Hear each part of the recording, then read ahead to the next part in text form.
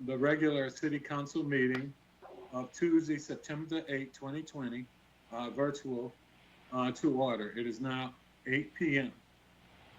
At this time, I would ask all those who can rise, or if you would, please join us in the Pledge of Allegiance. I pledge allegiance to the flag of the United States of America and to the republic for which it stands, one nation, under God, indivisible, with liberty Peter and Franchot justice for all. Is now Thank joining. you, everyone. For the record, Madam Clerk, do we have a quorum? And yes, Mayor, we do. Councilmember Gardner and Councilmember Stev joined us while we were doing the Pledge of Allegiance. Good evening, council members. Good evening. To everyone. At this time, where it says additions, agenda additions, deletions, and amendments, I would like to move that we be able to bring Comptroller Peter Franchot from presentations up to before the citizen participation. Now, I'd like to move that we do that at this time. I'll second that motion. It's been moved and properly second. Any discussion? If not, all in favor with an aye? Aye. Aye. Any opposed, same favor? Motion carries. Thank you. Are there any other additions, deletions, or amendments? Yeah, Mr. Mayor, I'd like to move items L and K in our consent agenda to the new business. It's been moved to move consent agenda items L and K to new business. Second. It's been moved and properly second. Any discussion? Hearing none. Call for the vote. All in favor? With Aye. Aye. Aye. Aye. Any opposed, the same favor? Motion carries. Thank you. Mr. Mayor, I'd like to make another recommendation, another motion here to postpone or to table until the next meeting, item number F, the Neighborhood Traffic Management Program. I noted that we had some constituent questions that I'd like to have staff take a look at before we move forward with that. And I second that. It's been moved and properly second that we move item F in the consent agenda to table that at this time until the next meeting. Is that correct? Yes, sir. Okay. Any discussion? Hearing none, all in favor, respond with an aye. Aye. Aye. Opposed, the same favor? Hearing none, motion carries. Are there any additional agenda additions, deletions, or amendments? Hearing none, we will move at this time to hear from the Comptroller of the State of Maryland, Mr. Peter Franchot. As you know, Mr. Franchot is here this evening, and I appreciate him wanting to join us and to provide the state's fiscal and economic outlook in light of COVID-19. So if he is on, I would like the Comptroller to join us. I'm right. Can you hear me? Yes. Mayor Adams? Well, good. Well, thank you very much for letting me stop by virtually or by phone. I've got with me David Farkas, the acting director of the Bureau of Revenue Estimates, and also Wayne Green, the director of the Revenue Administration Division in the Comptroller's Office, who are on this call with us to answer any specific questions. represent, like you have hardworking employees who are, I'm sure, drawing up financial estimates for the city. These two individuals are very, very expert as to, A, what we're going to report tomorrow as the new Board of Revenue estimates number, and specifically are on hand to answer any technical or questions that you might have, and certainly to be in touch with each of you as the fiscal year unfolds. So, Mayor Adams, thank you very much for your leadership, and I appreciate well, I think that I call it the beauty of Bowie, because I am a big fan of your city, and I think it's a gem of a municipality in the state of Maryland, and anything I can do to be helpful during these volatile public health, public safety, frankly, public health pandemic, but also the unbelievable economic consequences that we are going to experience this fiscal year and next fiscal year from the pandemic. And then added into that is all the social unrest about discrimination and brutality and violence between the police forces and the communities that they regulate. That is an enormous issue. And the biggest issue for me is the fact that people talk about the digital divide in this country between families that have the technology and the wherewithal to interact with each other and the schools and their jobs using the internet and Wi-Fi, and the divide between them and a huge number of people in our country, in our state, frankly, who do not have any kind of digital or connectivity destiny ahead of them. They don't have any ability to interact over these remote devices that everybody is using now for almost anything and everything. So the digital divide has been made glaringly apparent by the pandemic, because we're all working remotely and planning to study and educate our kids remotely, at least in the beginning. So we have some enormous challenges ahead of us as a state and as a country. I'm not the governor, I'm not the legislative leaders, I'm not your county executive who does a great job in Prince George's County, but whatever I can do to be available to help during these really all hands on deck emergency that we're dealing with, that's the reason that I'm calling. I've asked the governor recently and forcefully to provide $500 million from the state's rainy day fund to provide much needed grants to small businesses on main streets in the municipalities of Maryland. I just want to commend all of you on the council for the Bowie Business Innovation Center and Greater Bowie Chamber of Commerce and other groups that are advocating for small businesses. The PPP loans have helped, but frankly, the state commerce grants have been completely inadequate and not particularly helpful for what they were designed for.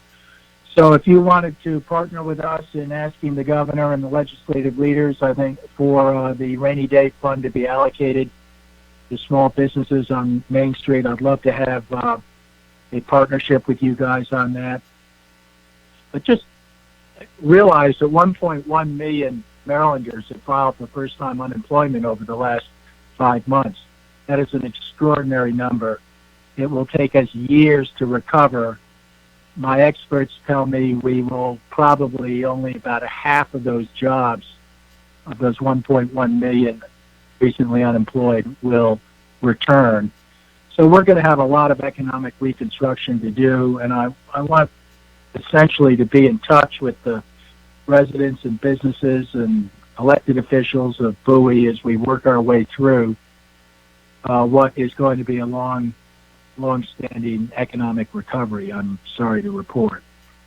But if I can be of help, I delayed for 90 days all taxes that are paid to the state of Maryland from April 15th to July 15th. I did that administratively.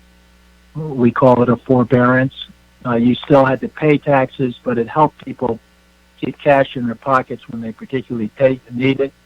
We've also been the leading voices on private small businesses being allowed to reopen under carefully controlled public safety restrictions, particularly restaurants.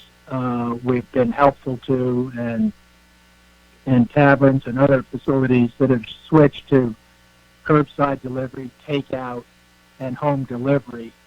And specifically, we modernized the state's craft beer and distilled products regulations so that restaurants could deliver not just wine and beer, but also mixed cocktails, which are a very important safety valve for them to try to stay in business as we maneuver our way through this pandemic and its consequences. We've tried to do things in the public interest. The governor brought $700 million in cuts to the Board of Public Works a month or so ago. I objected to $280 million of those cuts. He very correctly, in my opinion, I think his team has done a commendable job of consulting, withdrew those cuts, $10 million of which I believe cuts were going to be applied to Prince George's programs that protect the vulnerable amongst us. We're going to have to come up with more cuts later on this year in the Board of Public Works. And I hate to even think about fiscal year 2022. This is starting next July 1st. That is going to be a very difficult situation for us because we're assuming two things. Number one, that there will be a huge federal government relief plan for states like Maryland, which have spent huge amounts of money on the pandemic. We're assuming there will be literally billions of dollars coming to Maryland from that. And we're also assuming that this flu season is not going to cause a resurgence of the virus. So if either of those things happen, we could be in a worse situation than we were even anticipating, which is for the fiscal year starting a year from now, being short about $4 billion at the state level. We're hoping that doesn't happen. We're hoping good things occur in the interim. I don't want to sugarcoat things, Tim. You have a great municipality. You have a great reputation in the state as probably the best run AAA bond-rated municipality, frankly, in all of Maryland. Anything I can do to be helpful, you can count on me. Let me ask Wayne Green or David Farkas, are you both on the phone, and could you make sure you post your contact information in case people want to talk with you directly? And then let me conclude just by giving everyone my personal cell phone number. If you have a pencil, just jot down 301 area code 332-1961. Leave me a text message or a voice message, and I will get back to you. Thank you.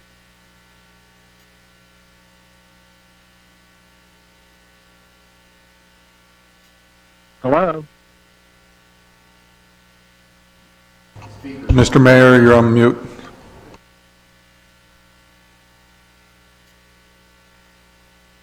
At this time, do any of the council members have any questions Peter directly for Franchot our comptroller?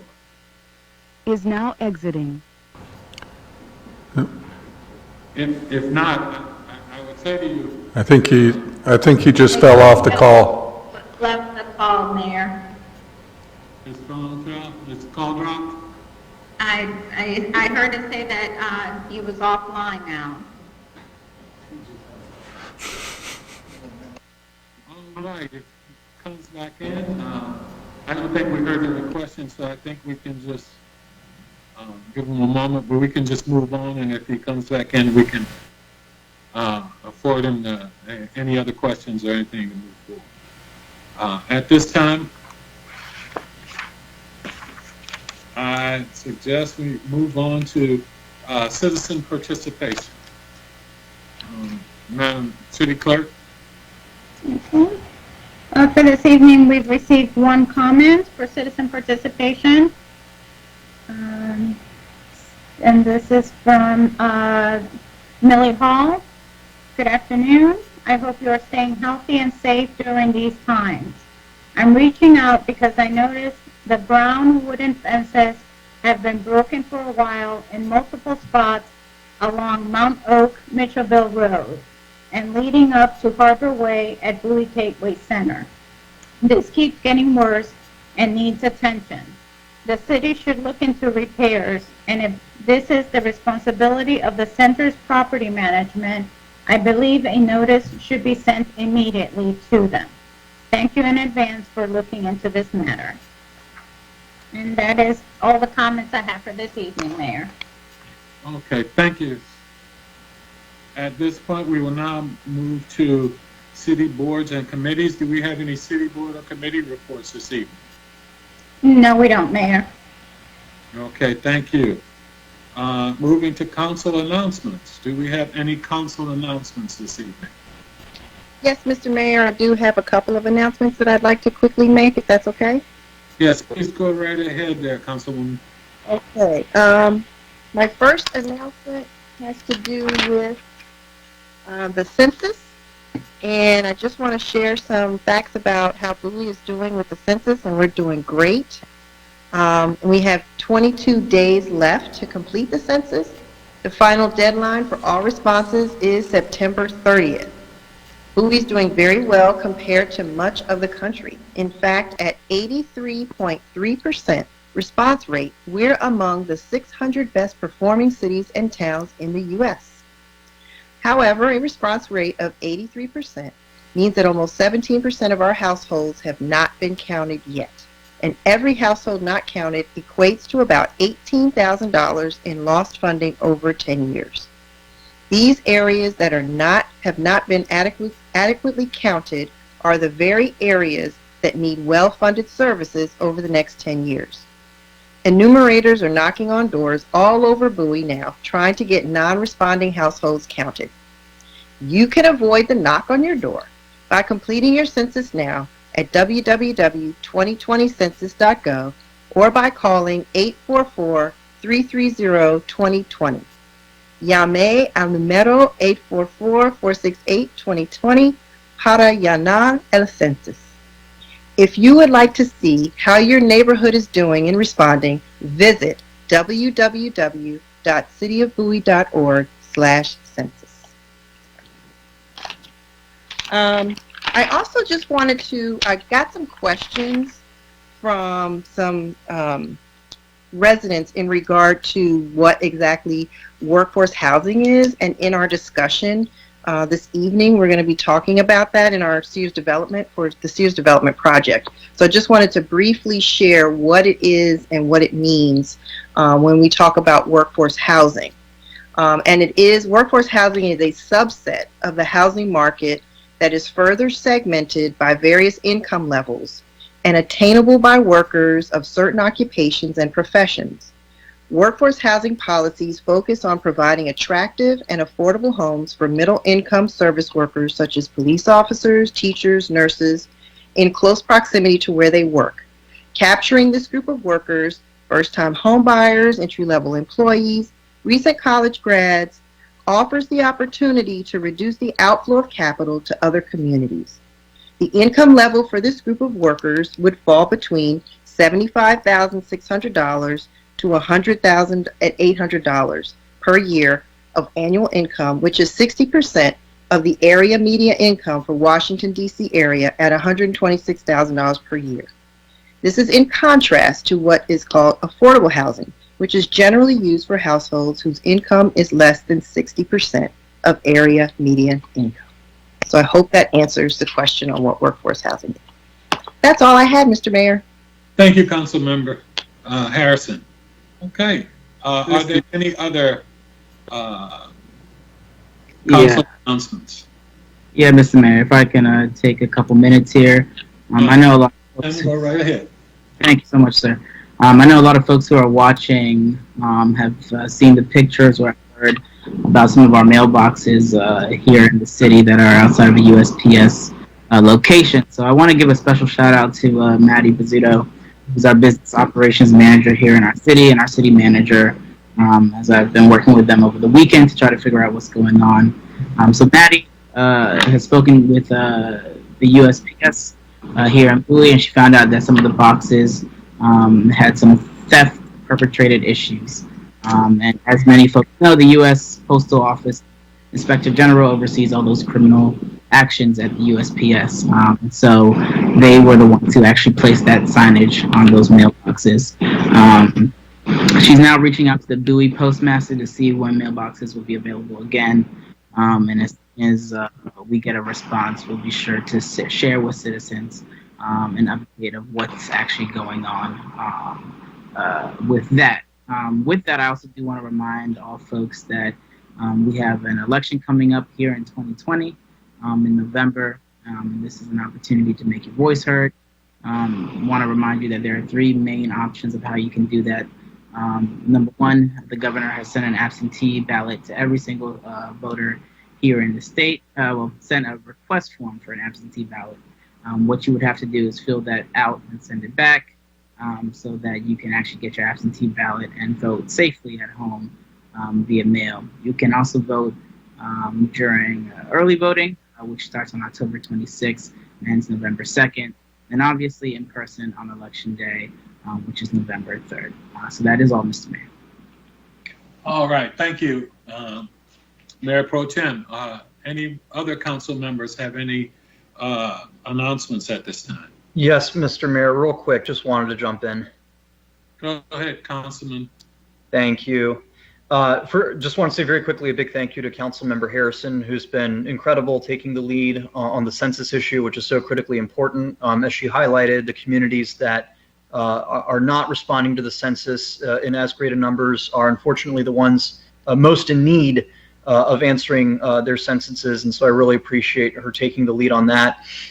And just following up on what Mayor Pro Tem Boafo said about the post office, I also want to say a very big thank you to our state lawmakers and City Hall who got on that very quickly. We also heard back from our federal lawmakers, in particular Jared Hawkins at Senator Van Hollen's office instantly when we reached out, and they are also going to continue working with us and follow up as our federal lawmakers have oversight over the USPS. We understand folks' anxiety about the post office, especially going into the election. So I really appreciate all my colleagues' quick work on this and those of our state and federal lawmakers. And we will be following up to ensure that we don't have issues in the future and that we stay on top of this. So I just want to thank everyone again for that. Thank you, Councilman. Are there any other announcements from any other council members at this time? Hearing none, we will move on to the city manager's report. Good evening, Mr. Mayor, City Council, and residents out there in TV land. Only thing I have to say is that we, the staff, are continuing to focus on service delivery in these during this COVID-19 and keeping our workforce safe and healthy while we're doing it. And we are getting a lot of help from and a lot of support from the residents, and we appreciate that. Thank you, sir. Thank you, City Manager. At this time, we will now move to the consent agenda. I will entertain any motions at this time. Mr. Mayor, I move to approve the consent agenda. It's been moved. Second. It's been moved and properly second that we accept the consent agenda. We did move a couple of items, as we are aware. Any discussion? Hearing none. All in favor, respond with an aye. Aye. Aye. Any opposed? Hearing none, the motion carries. Moving on now to old business. And we are looking at the Bowie Town Center Basic Plan Amendment. I will turn it over to city staff at this time.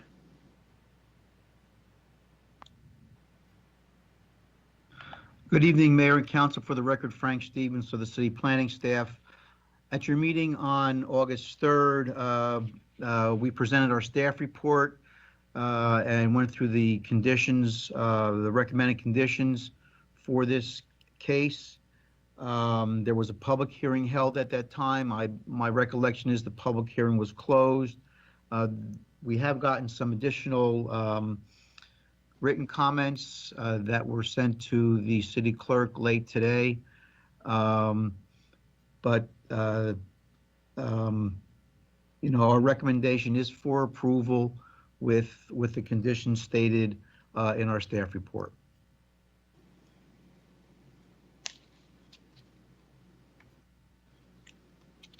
Thank you.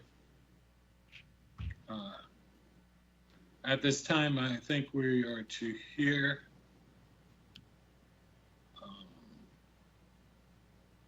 comments from are there any citizens' comments at this time, or should we hear the presentation first? Mayor, there are no comments for this evening as the public hearing was closed on August 3rd. So at this time, if there are any, I guess, representatives from the Bowie Town Center project, if they would like to give their presentation.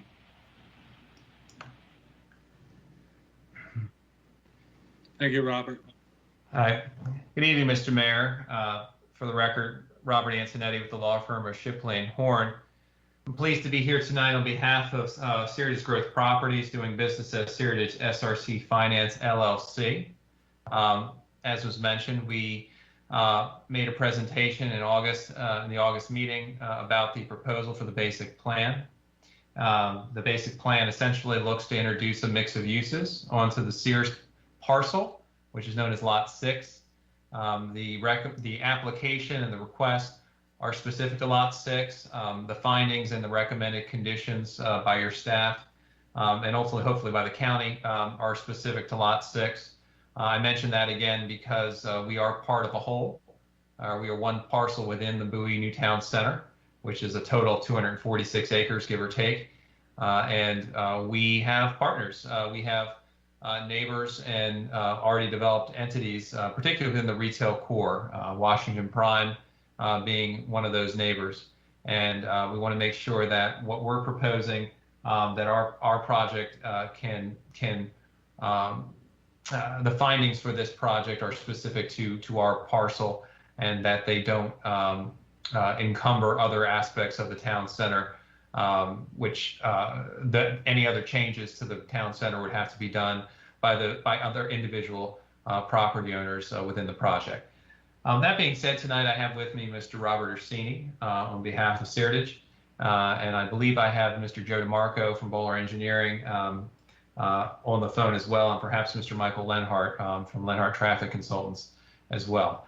As stated, we did make our presentation, and we appreciated the opportunity to do that. We also appreciated the opportunity to virtually attend and listen to the town hall that the council sponsored, some of the council members sponsored specifically in reaction to the proposal back in August. And we heard the comments that were made, and we feel that the proposal that we have really is a high quality one. It's in the infancy, as I mentioned in August, of the zoning entitlement process. It is step one required by county code to be taken. It's very general. It doesn't have a lot of the details and specifications that really will come into focus through later steps. There's still the comprehensive design plan, the preliminary plan of subdivision, and the specific design plan or design plans, depending on if there are multiple phases to the development on Lot 6. So that being said, really the request is rather narrow to amend the residential cap of the original basic plan, which was originally approved in 1975, was amended in 1982, and finally in 1988. Currently, there's 130 residential units that have not been utilized under the last cap of 1988, basic plan cap. We'd like the opportunity to utilize those, plus up to another 670 units, which would potentially be in the form of multifamily and/or townhouses, in addition to other retail uses on the site. This is again, a proposal for a maximum cap. It's not a specific proposal to show, that number of units just at this time. However, again, those details will come into focus as we move forward with the development process. We do appreciate the staff's recommendation. We appreciate the comments from Mr. Mayor, from you and your colleagues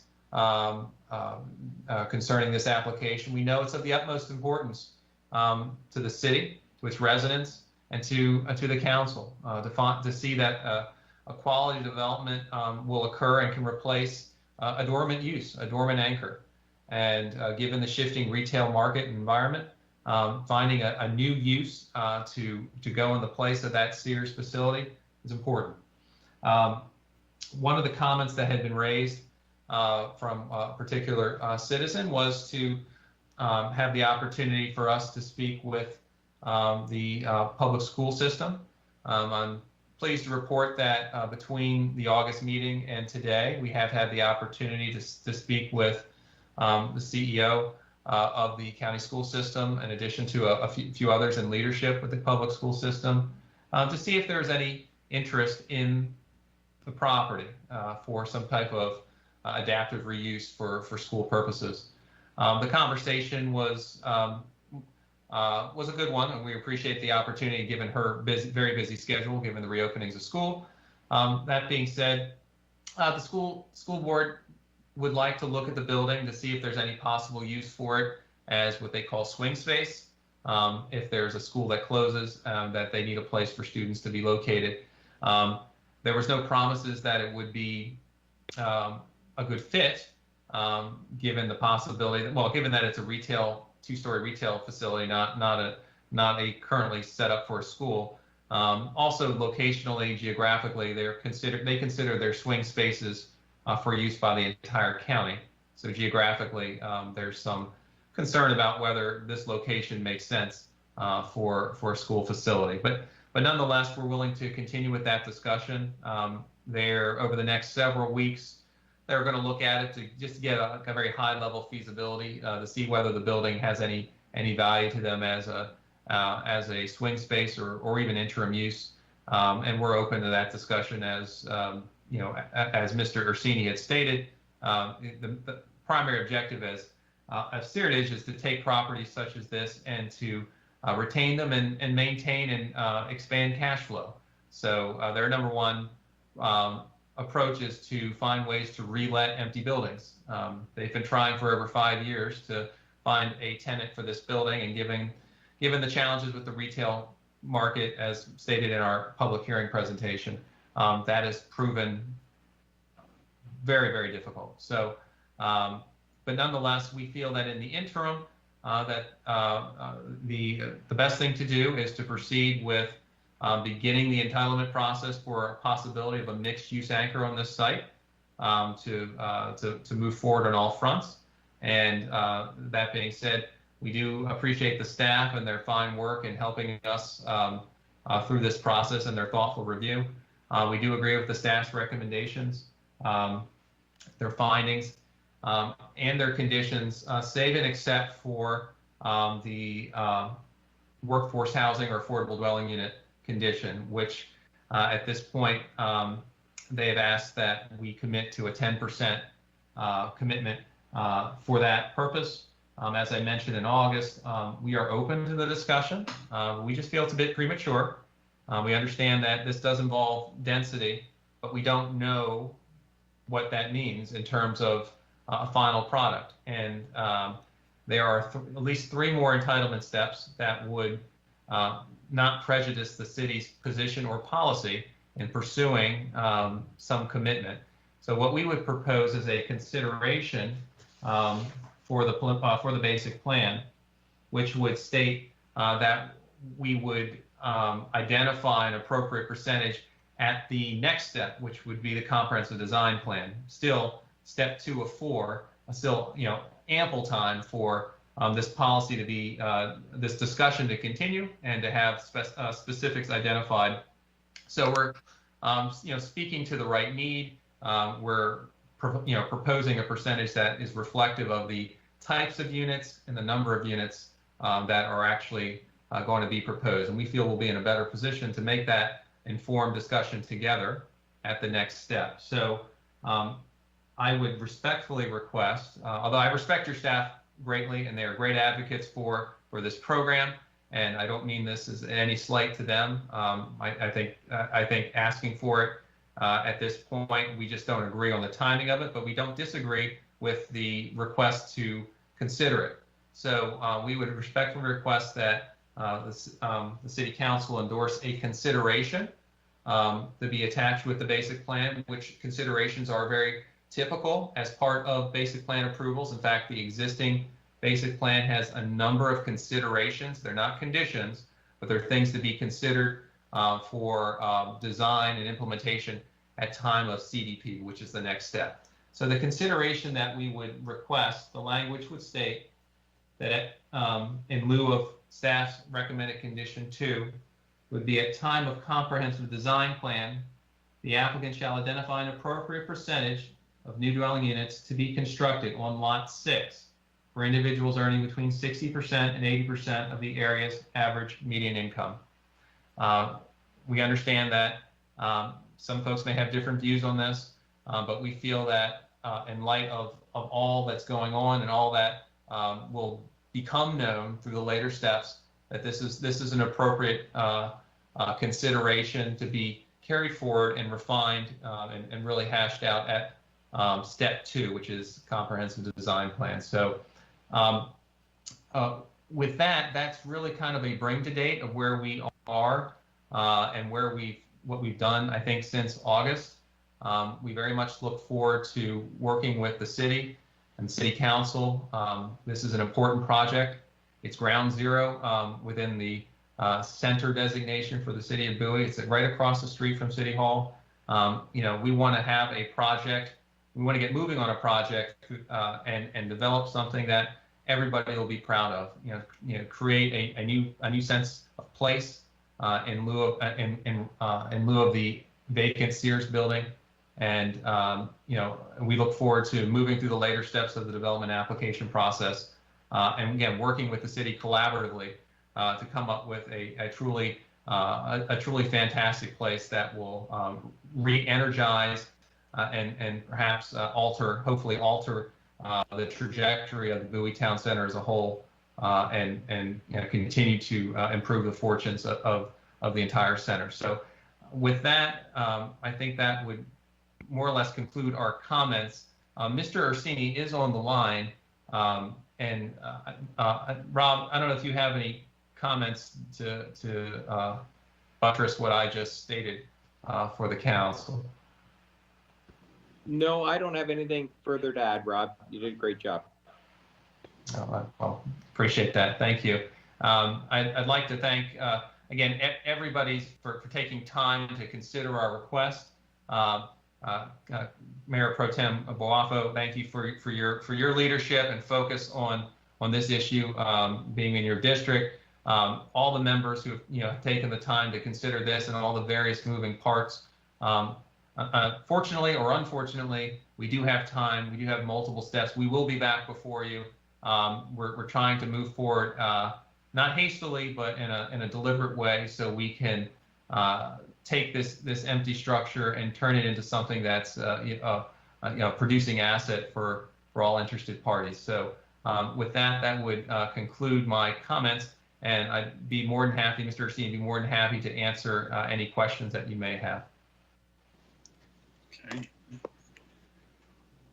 What I would like to do at this time is kind of go, starting off with the Mayor Pro Tem, since it's in his district, and then go to the other council members in order for an opportunity for their comments or questions. So Mayor Pro Tem, we turn it over to you first. Yeah, I mean, Mr. Antonetti and Mr. Orsini have spent the last 2 months answering all my questions, really. So I don't really have anything to say. I think I'll just make a couple comments here.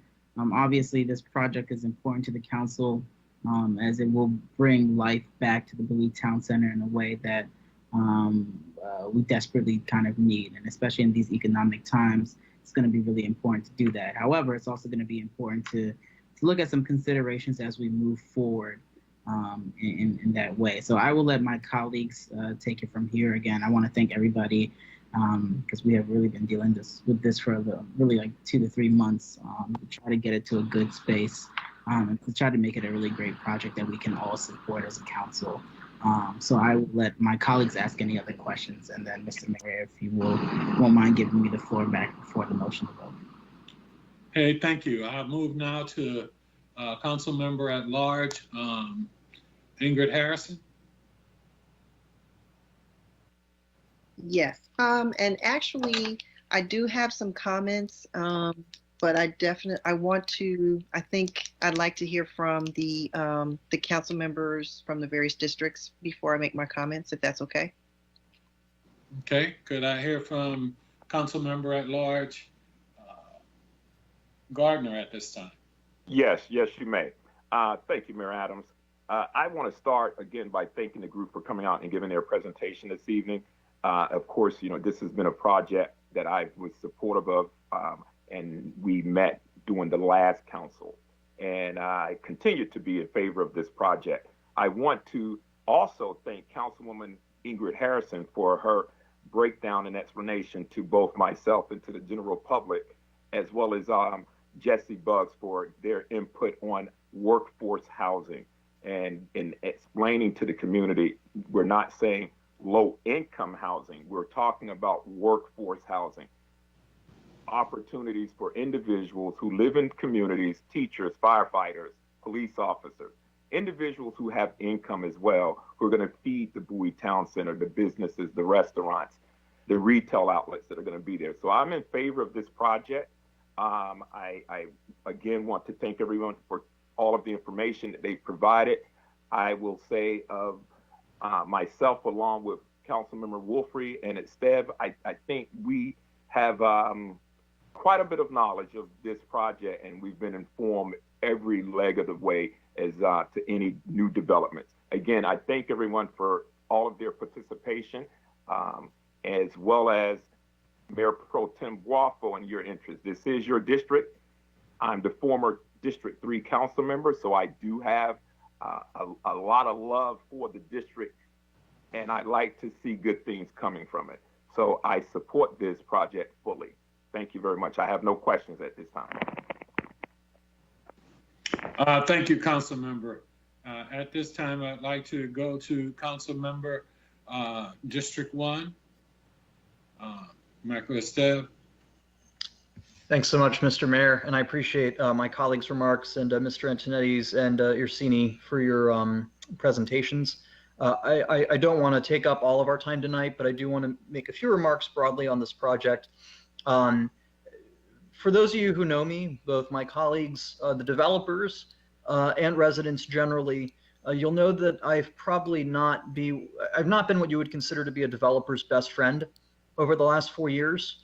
I've worked very assiduously with the public in the 4 years that I've been on the city council to fight, and in many cases successfully stop, what I consider to be development projects that would overly tax our infrastructure, wouldn't solve our infrastructure challenges, and wouldn't necessarily bring in the kind of tax revenue that would ultimately pay for the impacts to city infrastructure. Together, the public and many of my colleagues and I have successfully defeated a number of development projects. Most recently, we just learned last week that the previous deal at the Jesuit property, where Elm Street Developers was contemplating building some 400 single-family homes on what is historic forest at 450, that deal is officially dead. Last week, we got confirmation that Elm Street Developers is no longer working with the Jesuits. They are no longer interested. The Jesuits are reorganizing and are now contemplating a very small-scale retreat center for their use on the property. And further, we got confirmation last week that the Jesuits have withdrawn their application for a zoning change with the county. In other words, they are no longer actively seeking in any way to do large-scale development on that property, which is a huge win. That's one of the projects where we were able to use our leverage effectively to stop development. And this is where I've been consistently on development in the 4 years I've been on the council. That being said, we're caught between a rock and a hard place with the town center.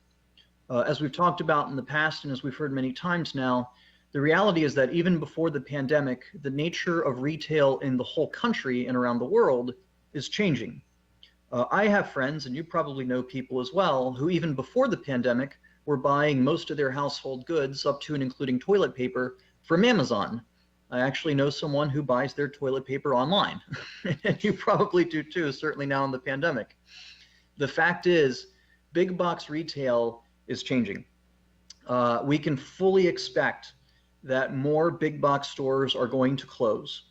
The big box stores simply cannot keep up with their rents. They cannot afford to continue to employ large numbers of people to work in retail when they are competing with what is increasingly an online delivery world. This was a problem before the pandemic, and it has accelerated much more so with the pandemic.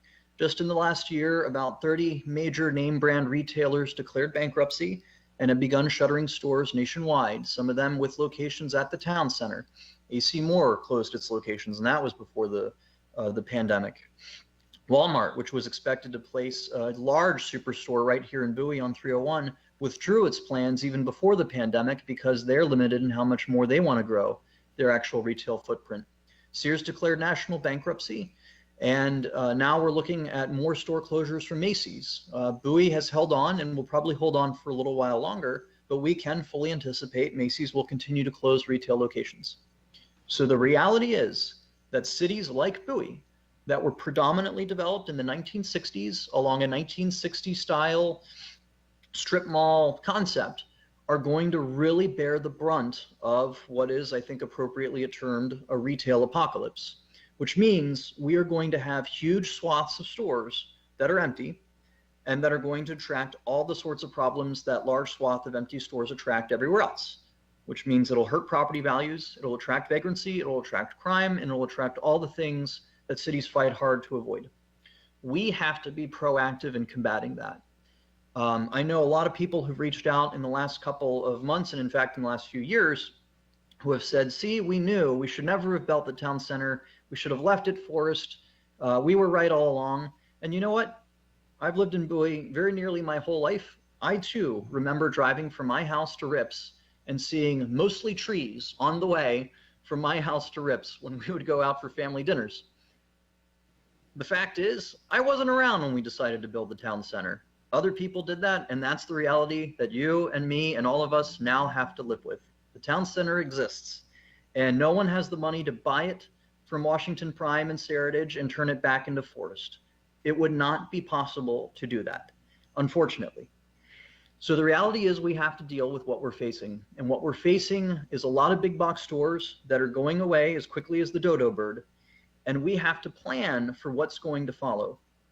Keep in mind that these major retail centers generate a huge portion of the tax revenue that keeps the lights on at City Hall, that keeps the trash pickup coming to your home, and that keeps everything we need running. When we talk about tax revenue, keep in mind, the city council doesn't get a bonus. Our stipend is the same, regardless of how well the city does. But when we talk about tax revenue, we're talking about the public's taxes too. The money that businesses pay, and the typical business in Bowie is paying anywhere between 2 and 3 times in taxes what they are getting in services. The money they pay makes sure that your property taxes don't have to be any higher than they currently are. And in fact, we are one of the very few municipalities in the region that has expanded public services, but not raised municipal property taxes in 11 years. Very few people can claim that. And in fact, if you're living in Bowie, your total property tax rate, including state and county, has actually gone down because we have expanded services the county previously provided. They were able to cut their tax rate a little bit. We didn't have to raise ours. And that's in large part because we have so many businesses that pay a competitive rate of tax, and that allows us to keep our lights on without having to raise taxes from the rest of the public. All of this is to say, and I will wrap up, all this is to say, we have a tough reality on our hands. The fact is, most major commercial projects like the town center are going to have to adapt, and that adaptation inevitably involves a residential component, because in order to attract the high-end retail that Bowie residents keep telling us they need and want, and which we want as well, there has to be a residential component to leverage that and to attract those high-end retailers. We're not going to promise changes overnight. We don't have great answers about schools and roads, and I'm very upfront with constituents about that. There is no silver bullet solution for schools and no silver bullet solution for roads. But what we can do with this development project is we can ask the developer to reduce the total number of units they're looking to build, and I think we'll have a consensus on that tonight. We can ensure that what they design is fully integrated so that you have smart use of public spaces, you encourage walking and biking, you minimize the need for car traffic, you make sure the project is fully integrated so people can live and work and shop in the same location without having to leave and go elsewhere. And also, we can ask the developer to consider what the market will bear for active adult housing. So there are things that we can do to make this project more tenable. The developer's also going to pay several $1 million in impact fees that will go to schools and that will go to roads. It will not solve problems, but it will not hurt either. So that's kind of the reality that we're facing. And I understand a lot of folks in the public are rightfully concerned about overdevelopment. I am too, and I have voted consistently against overdevelopment over the years. On this project, it's going to be important for us to think long-term and big picture, and that's what I hope we will do tonight, and I appreciate your time. Thank you, Councilman. All right, I'll move on to Councilman Dufour Wolfley in District 2. Thank you, Mr. Mayor. Appreciate it. I want to turn my attention, if I may, to staff. Mr. Meinert, at one of our, I believe you're on, correct, Mr. Meinert? Yes, sir, I'm here. Wonderful, thank you. At our last session, when we had the opportunity for the community to come in and ask questions, one of the things I asked about was information on Waugh specifically their use of retail space and their mix with residences nearby, in particular for active adult. Have you learned anything from those investigations? Yes, we're in the process of getting some information from Anne Arundel County Planning and Zoning. They were expecting to get that to us this week on the quantities of development up there. But we did work through John Henry King, our Economic Development Director, and he pulled some data that compares a 3-mile radius and a 5-mile radius around the Waugh Center, and looking at the demographics there and comparing those to the area around the Bowie Town Center. And they do, the two projects sort of compare favorably in terms of the market, the immediate market area, the incomes, and that type of statistics. And so we've posted that information on the city project website. It's up there now, and hopefully that'll provide you with some of the information you were looking for. Is there any indication of how much active adult, senior adult there is in proximity to the location up there? That's the information that I'm expecting from Anne Arundel County. I was not able to get it last week, and they promised it to us this week. I see. Thank you. All right. I'll turn now to comments and some thoughts for the applicant as well.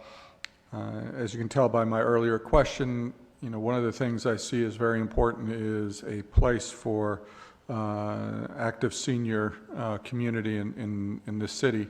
I know that we've had for many, many years a constant call from members of my constituency asking for a place here in Bowie where active senior adult community could exist locally so they don't have to leave town. There have been a fair number of people who have left Bowie and gone to areas such as Waugh Chapel and elsewhere where they have these sorts of communities, and there are a lot of people who would prefer to stay here in the city which they helped to make what it is today. Unfortunately, they find themselves in a circumstance where they don't have a housing solution that meets their desired living circumstances. And that is something that I think is important. I think it's imperative that we advocate for that in this community, and I think that this would be an ideal place for such a use. I guess Mr. Antonetti or Mr. Orsini, can you speak to your thoughts on that? I would yield to Robert Orsini, if you could speak to that, Rob.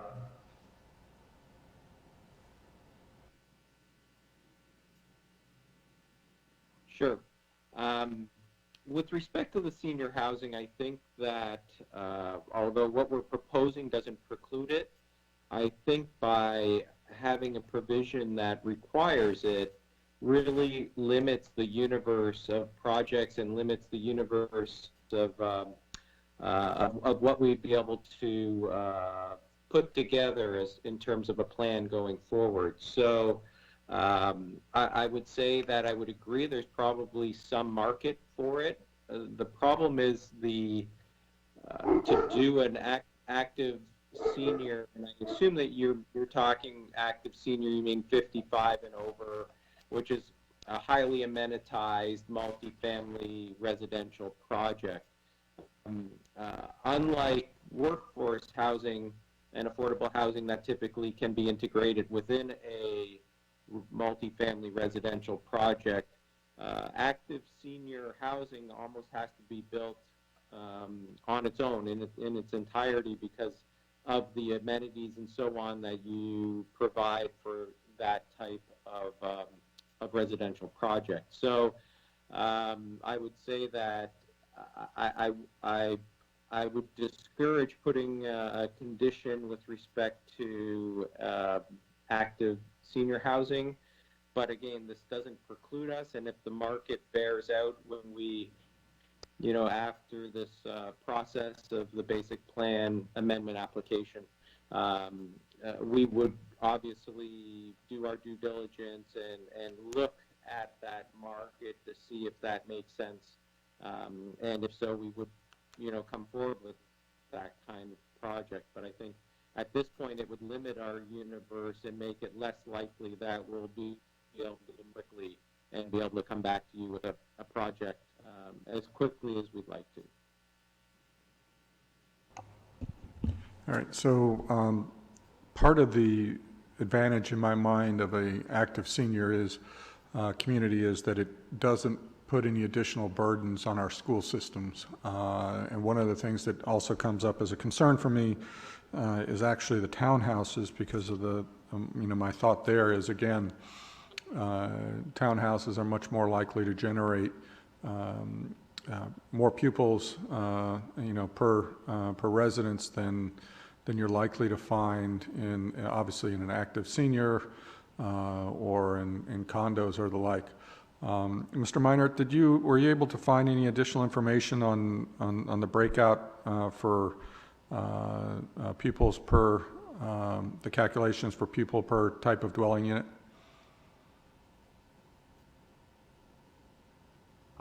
Yes, Councilman Wolfley, what we found was that if you looked at 150 townhouse units and the balance of the property being multifamily, a calculation using the current rates that the county has for pupil yield would generate 122 elementary school students, 67 middle school students, and 78 high school students. And this calculation was put up on the web page for the project as well. Okay. I'm sorry, can you speak to the distinctions between expected number of students by different categories? That is to say, what the expected number would be for a townhouse versus a multifamily apartment or condo versus, say, active senior on a per unit basis. I'm guessing the county has some number for that. Well, the rates, the pupil generation rates are actually in the document that the county put out a year ago, and we provided that to you. The rates for townhouse development are different than for multifamily. And so it depends on the level of the educational level, whether it's elementary, middle, or high school. And so those factors are different based on the characteristics. They also have different characteristics for the single-family detached development, but that's not proposed in this instance. Do you happen to know what the numbers are for townhouses versus multifamily that the county is using? Well, for elementary school, for townhouses, it's 0.114 pupil per dwelling unit, 0.114. If it's multifamily, the elementary school factor is 0.162.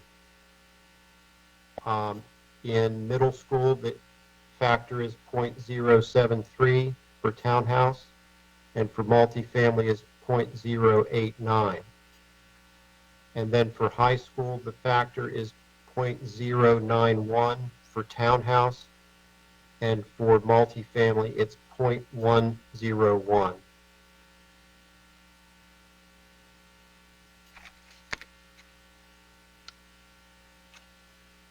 Thank you. So it looks in actuality then that a multifamily has a possibility of higher pupil density, but not by much, and they're pretty close together. Yes, more or less. Okay, thank you. The other thing that I wanted to talk about was something that Mr. Estev spoke to, which is this idea of space making and green buildings and sustainability and EV readiness and the like. Can the applicant speak a little bit to the commitments on that?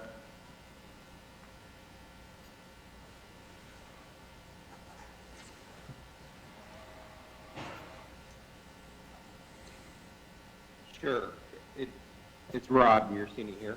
So I think with respect to the sustainability and green building designs, again, relatively early in the process to commit until we know exactly what the product and project will entail. I can tell you this, that what you have there now is a existing Sears building with primarily a paved parking field. We will be bringing the property up to the current stormwater management standards, which I can assure you will be much higher than what they were when the project was originally built. But until we know the exact type of buildings and project at hand, hard to give you a specific specifics with respect to sustainability. If I could just for a second, probably about 8 to 10 months ago, we had the good fortune of being able to meet with the Bowie Green Team subcommittee on multimodal transportation options, and they came prepared to the meeting, and they had identified the pedestrian and road networks as they exist, and it was pretty quick to discern that where the current Sears building is, it's kind of at the junction point of many connection points, particularly from a pedestrian connectivity standpoint, both on-site and off-site. And it's almost as if the building was designed to block pedestrian connectivity, but either from City Hall to the trails beyond it to recreational facilities and nearby parkland, or even connectivity within the parcel or the greater retail core itself. At that meeting, they had very good ideas, which they shared with us about placemaking and the opportunity to enhance those connections and basically have massing and building design that would accentuate that, both through connectivity to City Hall and connectivity to the remaining inline stores and beyond. We think that is quite doable, and that would be something that we would bring forward in our urban design criteria that would be spelled out in our comprehensive design plan. So in addition to the reduction of impervious surfaces, likely because it is basically a building surrounded by a paved parking field. And we think there is good opportunity, and ideas that were raised by the Green Team's subcommittee that we would expect to carry forward at time of CDP.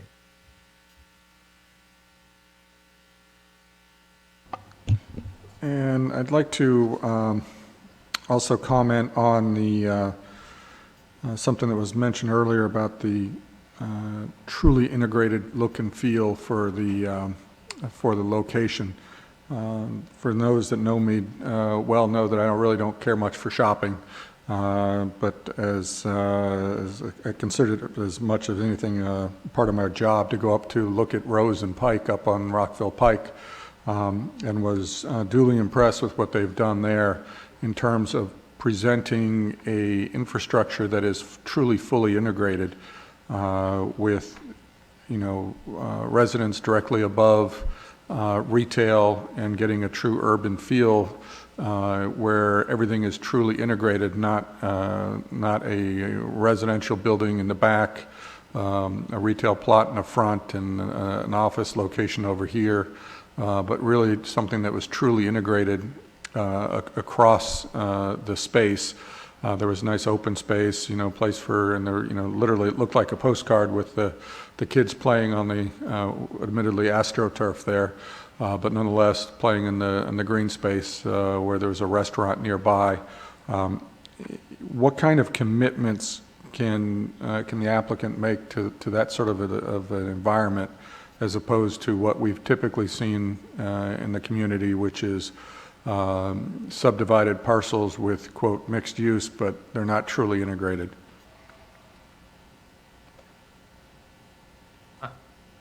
I would, on behalf of the applicant, I would say that there is a commitment to doing that, and it's a necessity. This is a 10.8 acre parcel. In order to have mixed use and have it so it can be accessed, that there can be parking.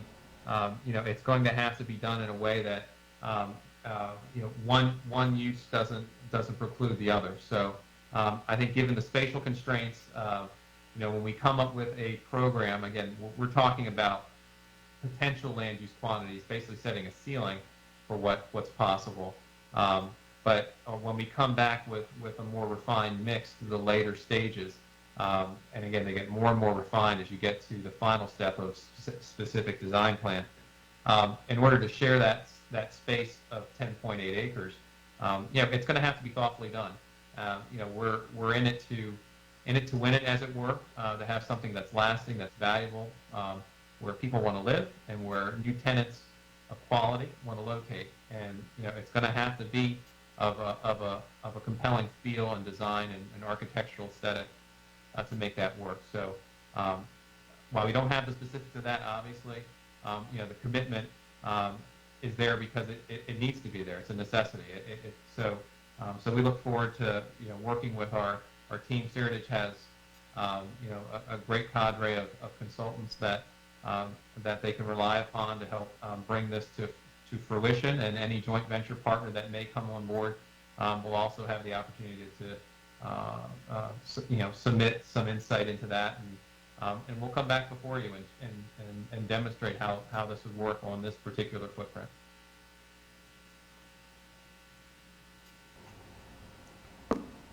All right, that's all I have for the moment. Thank you. Thank you, Councilman. And let's move on to Councilwoman from District 4, Councilwoman Ember Muladu.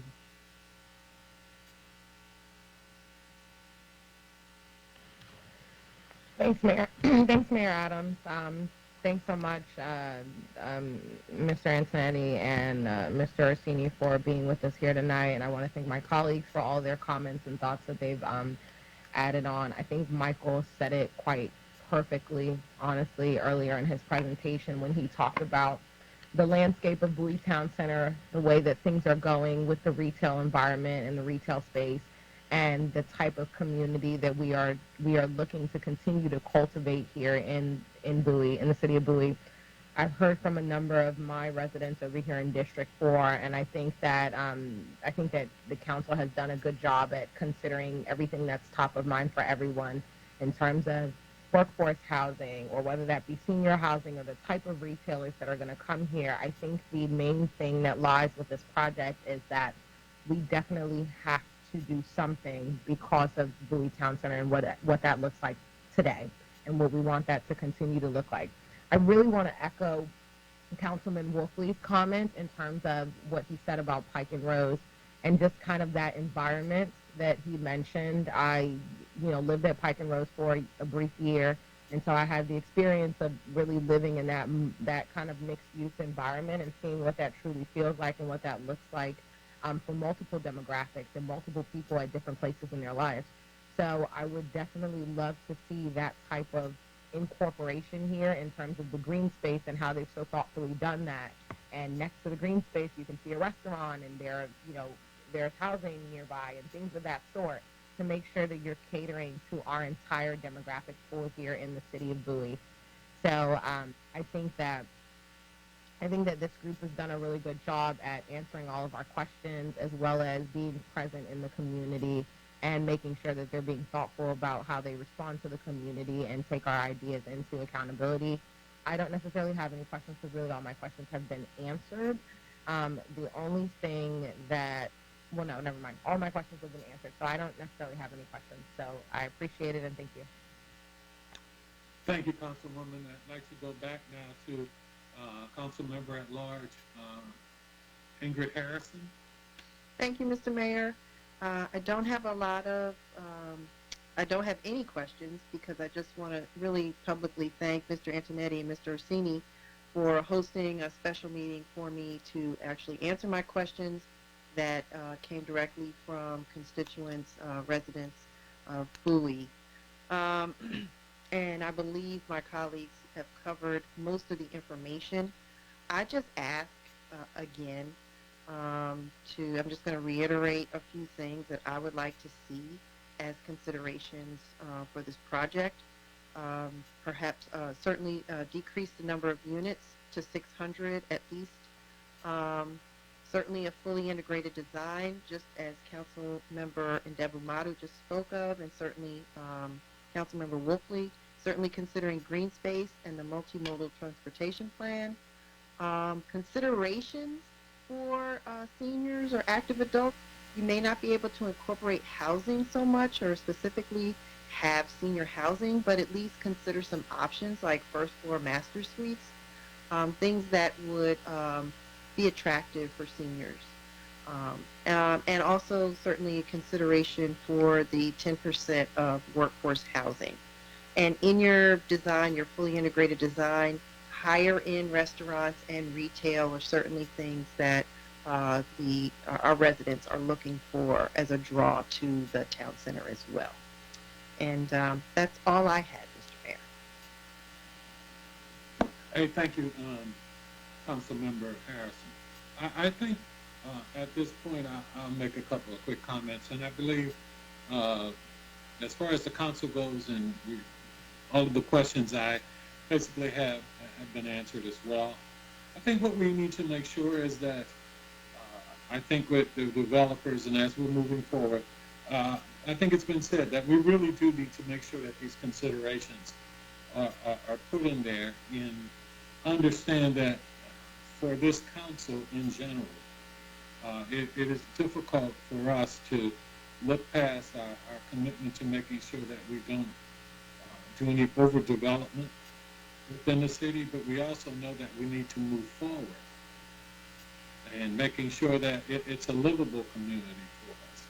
So I really believe that when you talk about those issues, myself, no real questions except we really do need to make sure we follow through with the considerations for workforce housing, that we make sure we do look at some of the options we have to take care of some of our active seniors as well in this. But to make it truly integrated where it is somewhere where people can work, play, and live all at the same time, because that's where we need to be. We need to make sure that we keep all of those options and those considerations as good faith as we move forward. I think you've heard that all of us, I guess, have stated that. And so at this point, if I have no further concerns or questions from any of my colleagues, I will open it up. Mr. Mayor, Yes. I'd like to make a motion to pass and support the Bowie Town Center basic plan amendment with the following considerations. Number one, workforce housing considered in the comprehensive design plan phase. Two, a reduction of units from 800 to 600. Three, a consideration for active adult housing in the comprehensive design plan phase. And number four, encouraging the developer to work proactively on a fully integrated design with smart design principles on multimodalism and placemaking.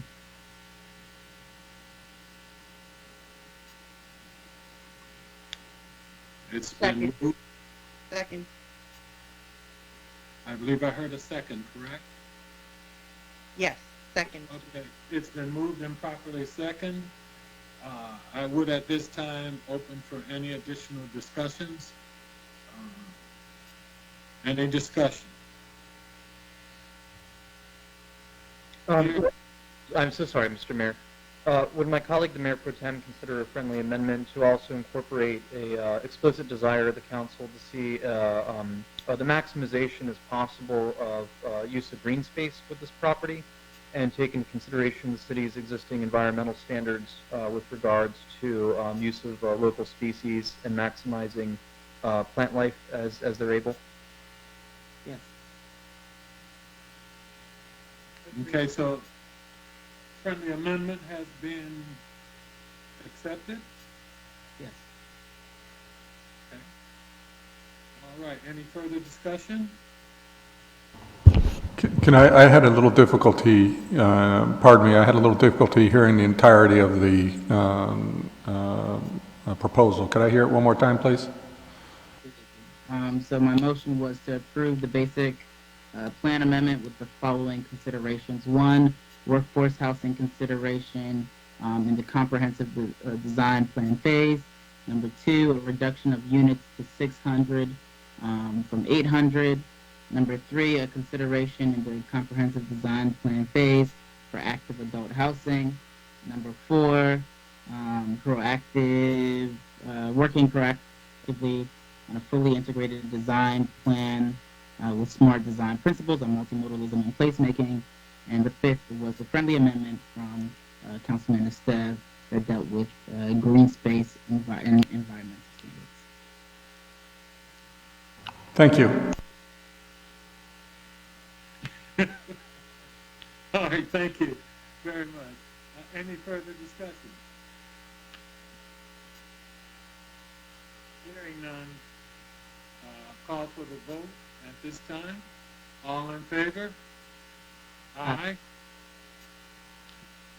Opposed? Aye. Mr. Mayor, I request a roll call vote, please. Okay. If we could, City Clerk, could you do a roll call vote, please? Sure. Mayor Adams, Aye. Councilmember Harrison, I vote aye. Councilmember Gardner,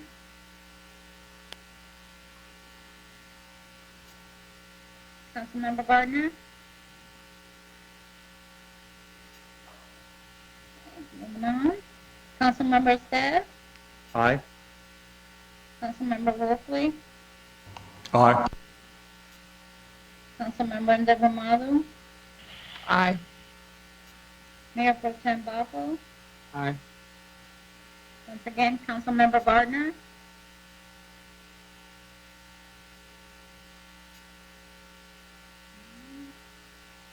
might have. Okay, well, without Councilmember Gardner's, the ayes have it, 6-0. Okay, thank you. Everyone, the motion carries. All right. moving on to old business B, the Hall Station annexation. I'd like to turn it over to staff at this time. Good evening again, Mayor. I'm Joe Minert, the Planning Director for Bowie, and here to talk about this item. This is a matter that you took up at your July 6th meeting. It was basically a discussion item to try to determine some direction as to how to react to a petition that has been submitted by the residents of Hall Station for annexation of their community.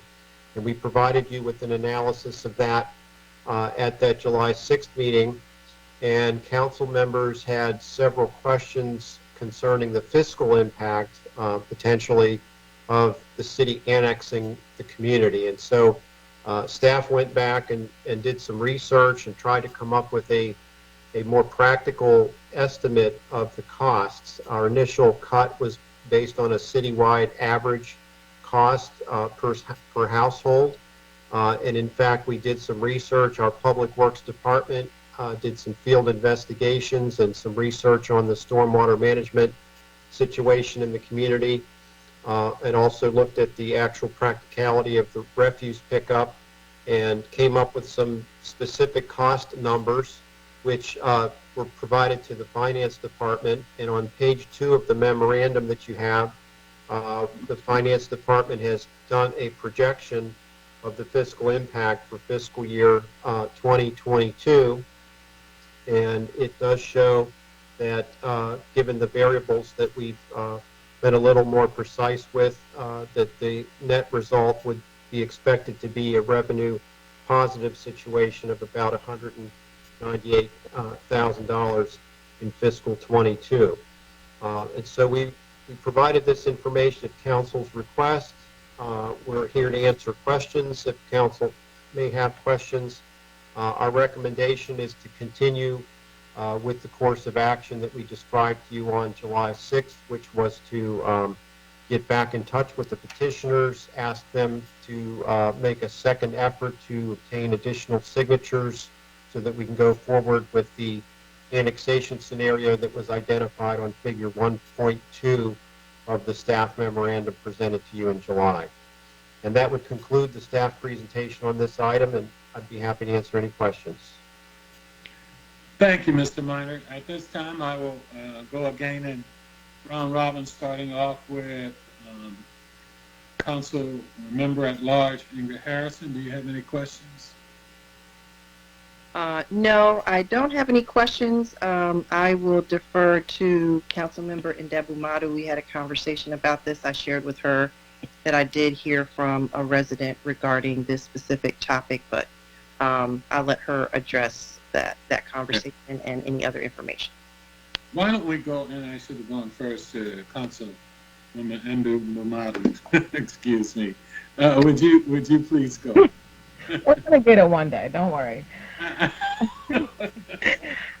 Joe, I want to thank you so much for all your hard work on this. I know we've been talking about this for some time now, so I really, really appreciate the deeper background there and a lot of the research. Like Councilwoman Harrison said, I think I've talked to a lot of my colleagues about this agenda item. I've talked to a lot of my residents about this as well. What I would like,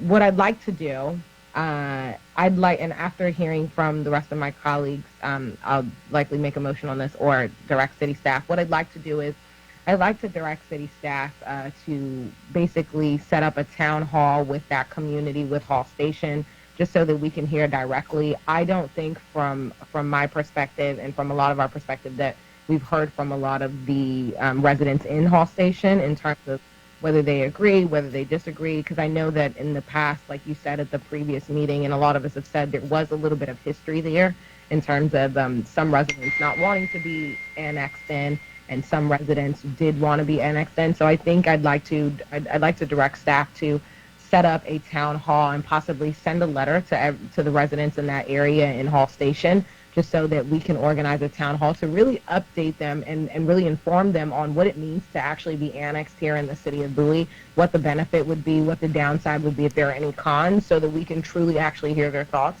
and see if it's something that they wholeheartedly want before we kind of exercise a lot of our efforts to make it happen. So that is the direction that I'm trending in with this item, and I'll turn it over to my colleagues. Okay, at this time, any further discussion? We can go, round robin again. Is Council Member at Large, Gardner on now? And if not, we'll just go to, Michael Estev and District 1. Any concerns, any comments? I really appreciate Councilmember Ndibu Madu's as well as Councilmember Harrison's remarks. Staff, thank you for your diligence on this. I was very pleased to see the numbers. Looks like at a minimum, if we were to annex, it would be a net positive on the fiscal end. So that's good. I do fully agree with Councilmember Ndibu Madu. We don't want to catch prospective new residents off guard and have them suddenly wonder why they're getting tax bills that include the city of Bowie. So I think it would be a good idea for us to just go that one extra step and make sure that that whole community is on board so that nobody is caught by surprise and that we have total buy-in from these potential new residents of ours. All right, thank you. I'll move on to Council Member Wolfley, District 2. Any comments? Yeah, I think I'll chime in as well. I think it's an excellent idea to go ahead and engage the community in that neighborhood to ensure that they're aware. I think also, if memory serves me, staff had made some recommendations for altering the lines to allow for a more uniform area and to eliminate some problems that are associated with having islands in the middle that would not be permissible. So I think we ought to pursue that as well, and reach out to that community as the key important part. And then maybe we could even take a look at the timing of the annexation such that the expenditures don't start accruing until such time as we annex them, which I think would mean we could have an effective date for the annexation to be in concert with a fiscal year. That might be an opportunity to sync up how the finances will be best for the entire community. Thank you. All righty. Thank you, Councilmember. Moving on to Mayor Pro Tem, District 3. Thank you, Mr. Mayor. I agree with Councilwoman Ndibu Madu on this. I do think that staff, it would be a good idea. So I agree with the staff recommendation, and just say that. But I also believe that it would be good to hear from the residents of this area, so that we don't catch anyone off guard, as my colleague from District 1 just mentioned. So that's all my comments. Good. All right. I think that. Go ahead. Yeah, this is Councilmember Gardner. Earlier, I had some technical issues here, and my battery died from my phone. Everybody just died, so back on it a little bit. Also, yeah, I support this effort, and thank you, Joe, for your complete explanation and detail, and Councilwoman and Dr. Councilmember, I'm gonna go endogenous Rock, Councilmember Rock. Forgive me, I'm going to learn it. I promise you. I promise you. I want to be respectful of your name and your heritage. I support this project. I thank you very much for, and I commend you on the efforts of that. And as Councilman Steph said, it is a net positive. So it is not a loss to the city, and anyone who's concerned about the the annexation of this community, the community is already there. So it's not going to be of any negative impact on the residents of Bowie. So it's only for the better. And as Councilmember Steph said, it is a net positive. Kudos to Councilwoman Dignamoto. Thank you. Thank you. And having said that, I think I would echo for the Councilwoman from District 4, Ndibu Madu, that I think it would be good to hear from the residents and look forward in moving in that direction. So I think it's just a general guidance at this point.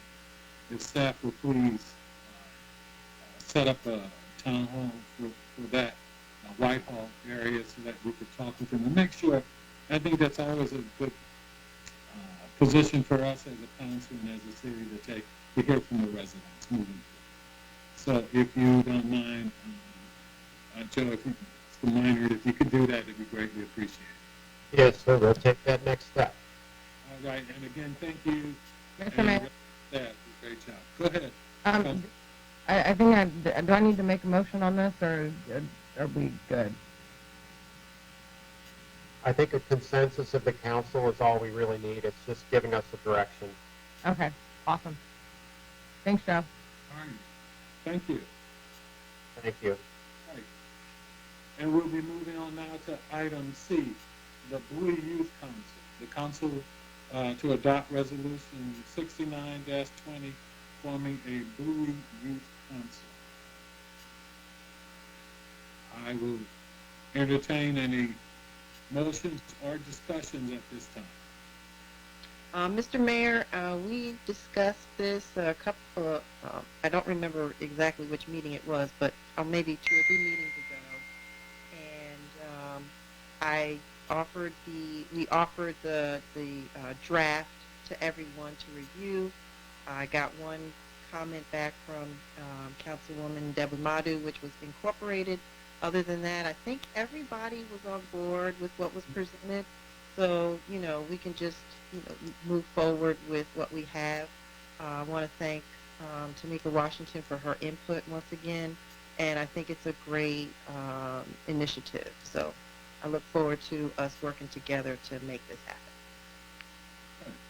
happen. Mr. Mayor?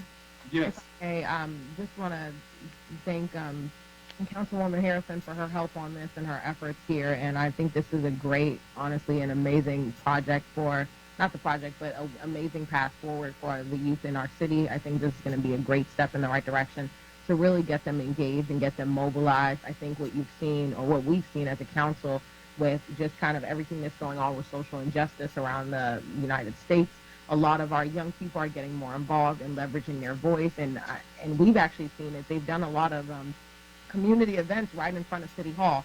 So I think this will give them a constructive way and a great way to come together and leverage their ideas and use their voices to make change for the better. And just for everybody watching, the change that was made that I suggested was to take the GPA requirement from a 2.3 up to a 2.5 to make it competitive across the U.S. So I think it's great. Okay, good. Having heard that, any other comments? At this time, I'll entertain a motion. Mr. Mayor, I just want to jump in to thank Councilmember Harrison as well for bringing this to the forefront, and also Tamika Washington for her work in this. I have one friendly suggestion, if Councilmember Harrison is open to it, and I apologize, as I reread the document, I see the requirement for a minimum of 2 members of the Youth Council to come from each of the council districts. Mm-hmm. One possibility, if my council colleague is open to it, I have noticed in the past that with many of our city committees and groups, it's oftentimes a challenge to find expeditiously people from all across the city. For a number of reasons, different groups tend to draw members from different places. I might suggest we consider having that number of 2 go to 1, so we would only have 1 required in each district. The only reason I suggest that is I don't want to put this group in a situation where they're hamstrung by not being able to meet that requirement if it ends up being a challenge. It might not end up being a challenge, but that's just one thing that jumped out at me. If Councilmember Harrison is open to that change, if not, that's also okay. No, I'm open to that. That's fine. Thank you. I appreciate the historical perspective. Not a problem at all.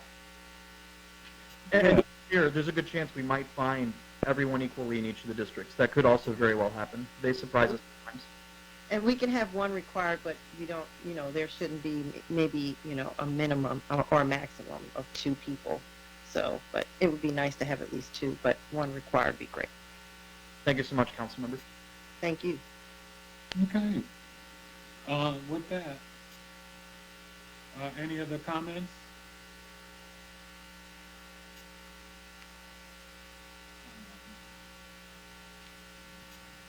I would entertain the Motion?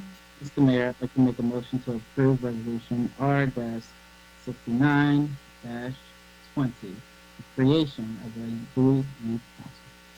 Second. It's been moved and properly second, and that includes that one slight change we just heard, correct? Yes. As an addition. Okay. Having said that, any discussion? Hearing none, I will call for the vote. All in favor, say aye. Aye. Aye. Aye. Aye. Opposed, the same favor. Hearing none, the motion carries. Good job, and our youth, I'm sure, will be greatly appreciative of the program. All right, let's now move on to a new business. And we are at the Bowie and Vicinity Master Plan, a presentation by the Maryland National Capital Park and Planning. If you could, I turn it over to you. Joe, would you go ahead, please? Yes, Mayor, I'd like to introduce this item. This is a briefing. It's informational only for council. The Park and Planning Commission did come and visit you after your election on your first council meeting, and this is their second time coming back to talk about the project. There's a lot been going on in terms of outreach, and we have with us tonight the project manager, who is Thomas Lester, assistant project manager, who is Andrew McCrae, and then the supervisor, Scott Rowe. So at this point, I'll turn this presentation over to Thomas Lester. Hello and good evening, Mr. Mayor and members of council. And thank you for the opportunity to meet with you guys tonight and provide an update on the Bowie, Mitchellville, and Vicinity Master Plan project. As Joe mentioned, my name is Thomas Lester. I'm with the Prince George's County Planning Department, Long Range Planning Section, and I'm the current project manager on this project. I'd also like to take a moment to have my two team members who are here tonight introduce themselves, and we can start with Andrew. Hey, good evening, everyone. Andrew McCrae, Prince George's County Planning Department, the Long Range Planning Section. I'm also the Deputy Project Manager of the Bowie Mitchellville Vicinity Master Plan. Good evening, Mr. Mayor and members of the council. Scott Rowe, Supervisor of the Long Range Planning Section. Hey, Thomas, just an FYI, your presentation, I don't see it showing up. I don't know if you... If you don't mind, can I share my screen? Okay.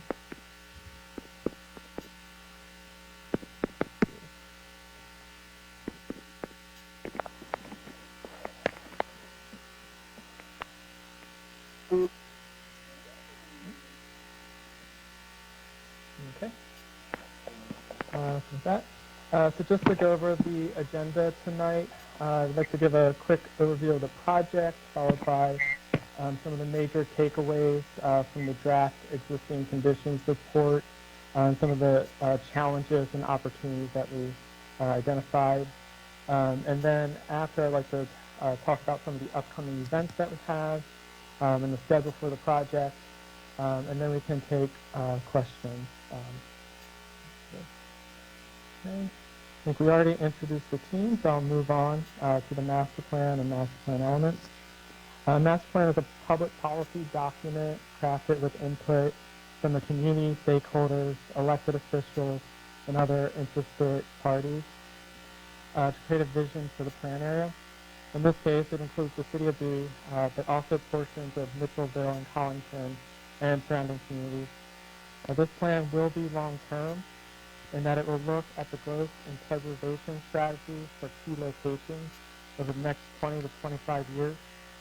The key locations in this project include the Bowie Local Town Center, Bowie State University, Bowie State Mark Station Campus Center, Old Town Bowie, and the Collington Trade Zone. It will also focus on 3 corridors, Maryland 197, Maryland 450, and Maryland 3/US 301. The main goal of this project is to identify and analyze the existing conditions and the challenges and opportunities. We started this endeavor by drafting a document that identifies the existing condition, which is why we're here tonight to provide an overview. And also, I should note that the full document is currently on our website for public and agency review, and I can drop that link in the chat box just after the presentation. So a master plan is broken into 8 planning elements. It includes economic prosperity, housing and neighborhoods, land use, transportation mobility, healthy communities, community heritage, culture and design, public facilities, and the natural environment. With a master plan, we want to create policies and strategies that address each of these elements in the facility or in the plan. Going over some of the key demographic data and economic profile. The report reported on a population of 85,500 people. Some of the notable demographics of the area show that the population is somewhat older and more likely to own a home than the average resident in the county. It also reports that seniors ages 55 and older are the fastest growing age group, and that the overall population has a household income of $120,900, which is $39,000 higher than the county median. One of the challenges faced by the area is the difficulty of attracting younger residents and certain types of employers who rely on a younger workforce. The area is predominantly single-family detached housing. Data shows that the suburban environment is less attractive to millennials who prefer like a mixed-use, walkable environment. There's also an element of housing cost burden.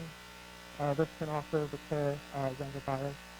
And overall, the aging demographic is making it challenging to attract certain employers who are looking to grow their workforce as their current employers retire. Next, we can take a look at the commercial market profile. The market for Class C and C offices is served, and Class A office market is extremely weak with a vacancy rate of 20.3%. On the other hand, the Collington trade zone has a strong market with an exceptionally low vacancy rate. The retail market is relatively stable, but this market is evolving with the closure of national chains like Sears and Safeway. To some of the opportunities and challenges, to attract and sustain certain types of retail commercial users, an increase in residential housing base is necessary in key areas, such as Bowie Town Center. There is promise in redeveloping some of the aging retail centers to help attract new retail tenants. Two of the good examples for that is Free State Shopping Center and Bowie Marketplace. Moving on to housing and neighborhoods profile. Overall, the housing market within the master plan area is stable. In terms of residential expansion, there are about 1,600 detached single-family houses in the development pipeline. This is in addition to about 800 townhouses and 1,800 multifamily units. However, it is projected that there will only be a net gain of 362 households by 2024, which could lead to an oversupply of housing. Okay. As mentioned before, low-density areas, low-density residential neighborhoods can have difficulty attracting certain types. Hey, Thomas, Yes? is it possible that you could speak a little louder? Got a couple residents reaching out saying they can't really hear clearly. Okay, sorry. Yeah, so as mentioned before, the lower density residential neighborhoods can have difficulty attracting certain types of employers and retailers due to a limited customer base. One example of this is the grocery store chain, which typically look for a population density of 50,000 to 100,000 people within a 3-mile radius. Without population growth and key nodes, it may be difficult to attract types of commercial development. However, the land around Bowie State University does show a potential for low to mid-rise market rate and student apartment housing and some commercial growth.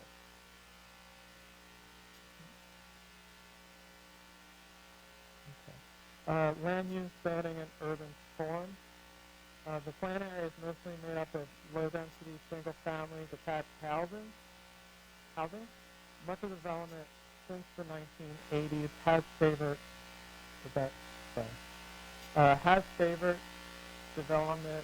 developing large lots. However, developable large lots are now limited. The draft existing conditions report also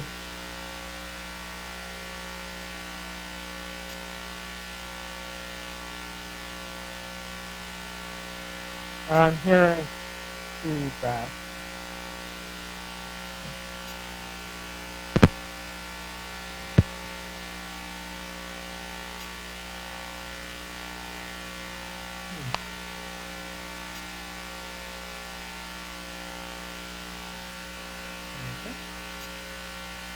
I think I'm having some technical difficulties.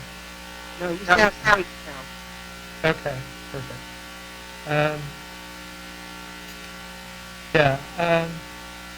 So the draft existing conditions report also reveals some low connectivity. The suburban street pattern causes low connectivity and car dependency because of the limited entry and exit points from neighborhoods to the main corridors, making it more time-consuming to reach certain destinations.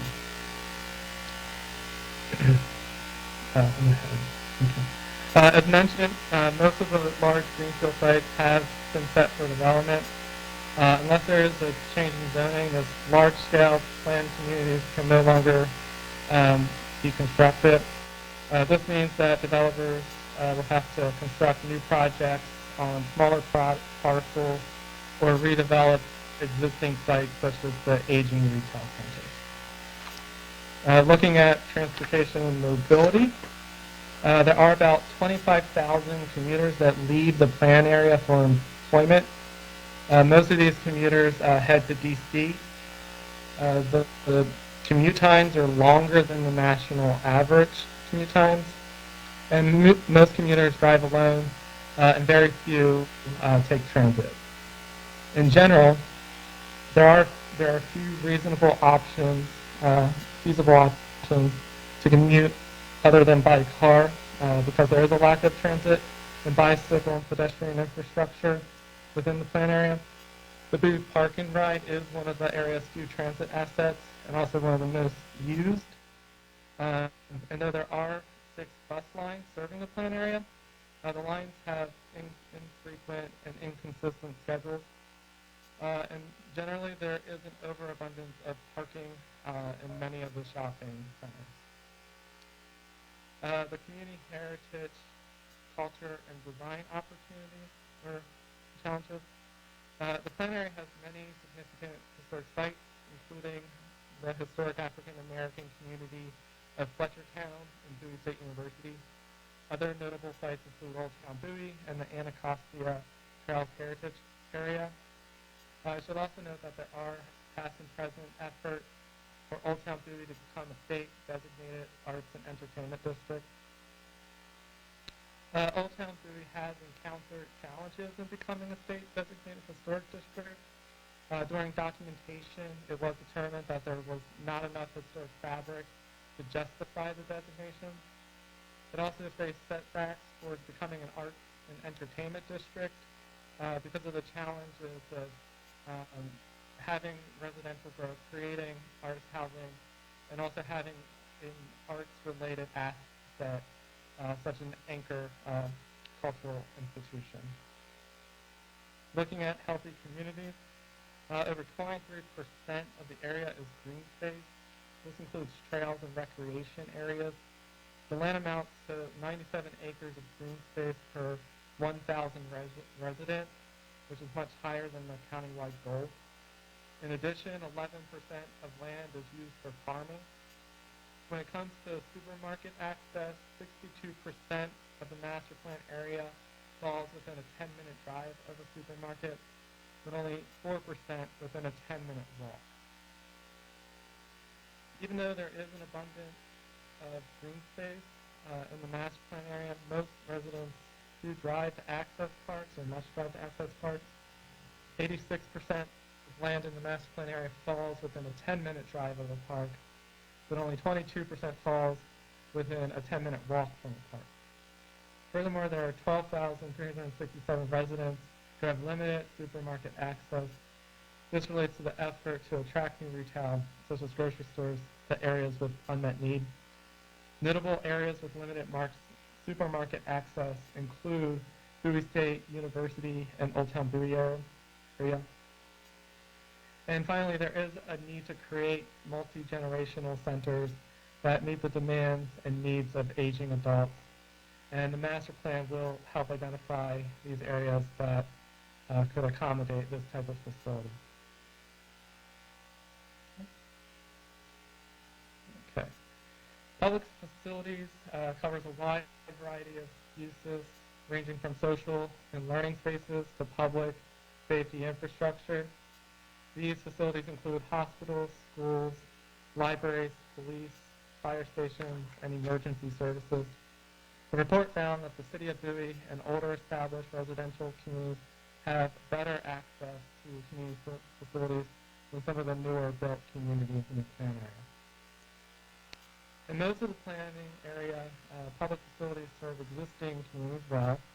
Nearly all residents live within a 10-minute car ride of a community center or a library. Most reside within a 20-minute threshold for hospital access, with the exception of 3 elementary schools. Most schools are below or meet target utilization ranges. Although public facilities are serving communities well, development taking place outside these existing communities may create a gap in community services if not addressed. This master plan will evaluate demand for these facilities and work with service providers to identify whether new facilities are warranted and where they should be located to best serve the community. Looking at the natural environment, the natural environment is a key element.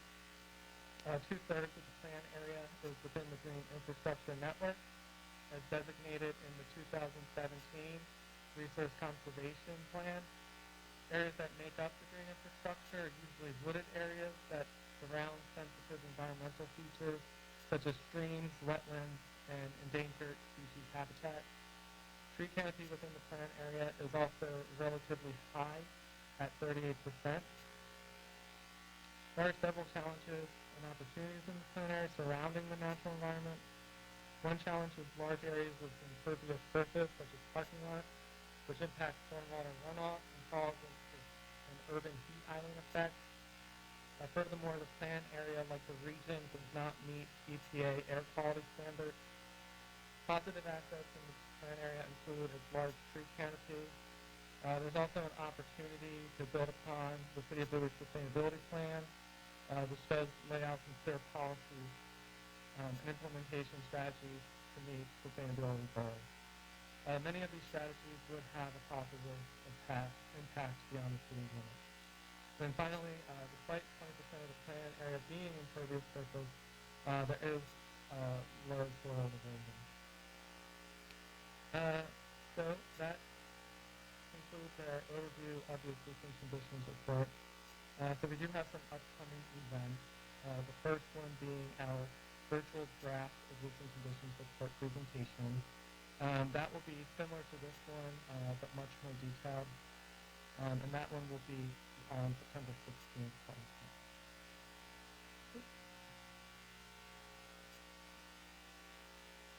We'll also cover virtual community chats from September to October.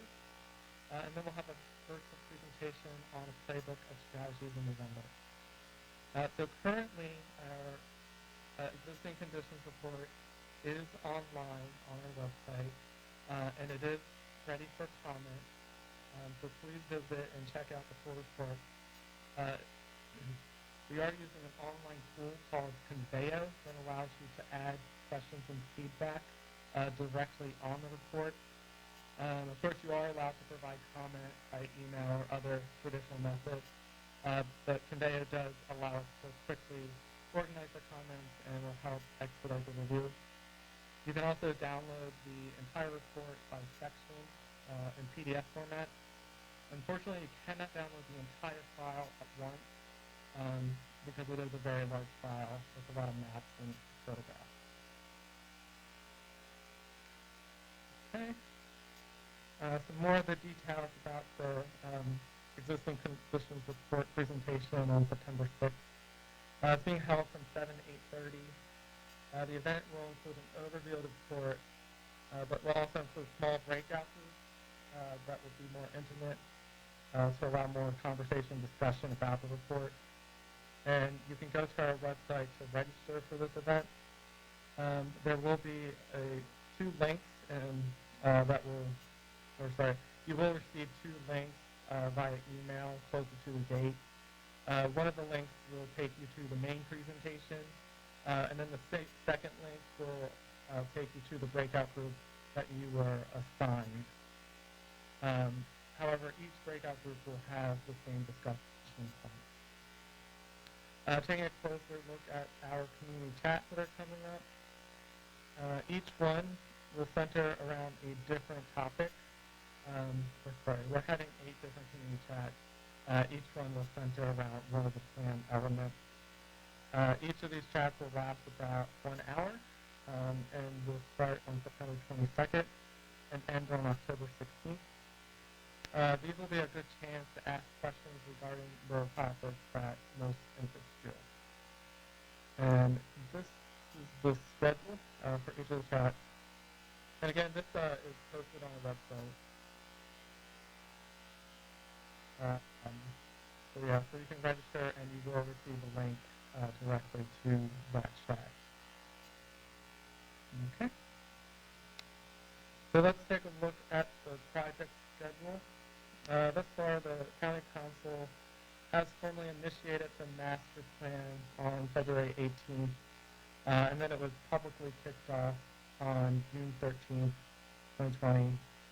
Since this time, the project team has worked with the consultant, as well as the community and various stakeholders to produce the existing conditions report draft that we did earlier today. And then we have our scheduled presentation on the 16th.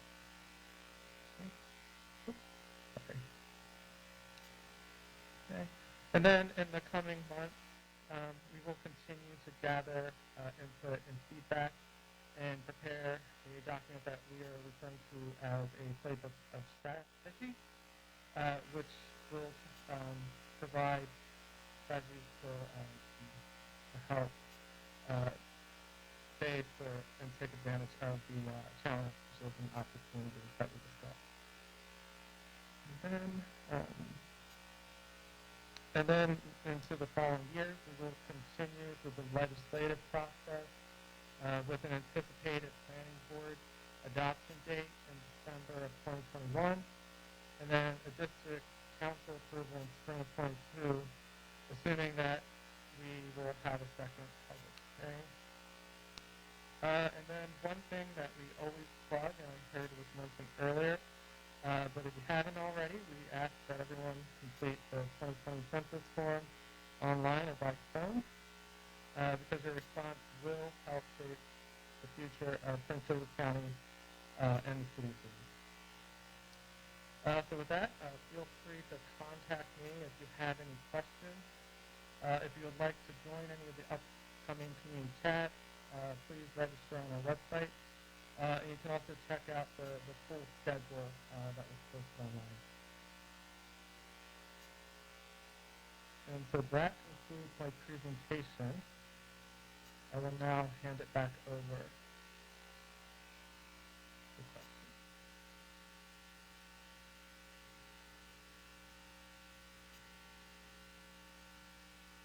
Mr. Mayor.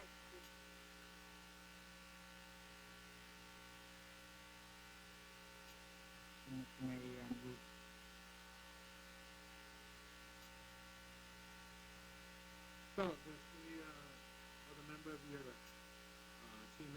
comments at this moment? Are you good? Andrew? Mr. Lester, yeah. I'm good. Okay, good, good.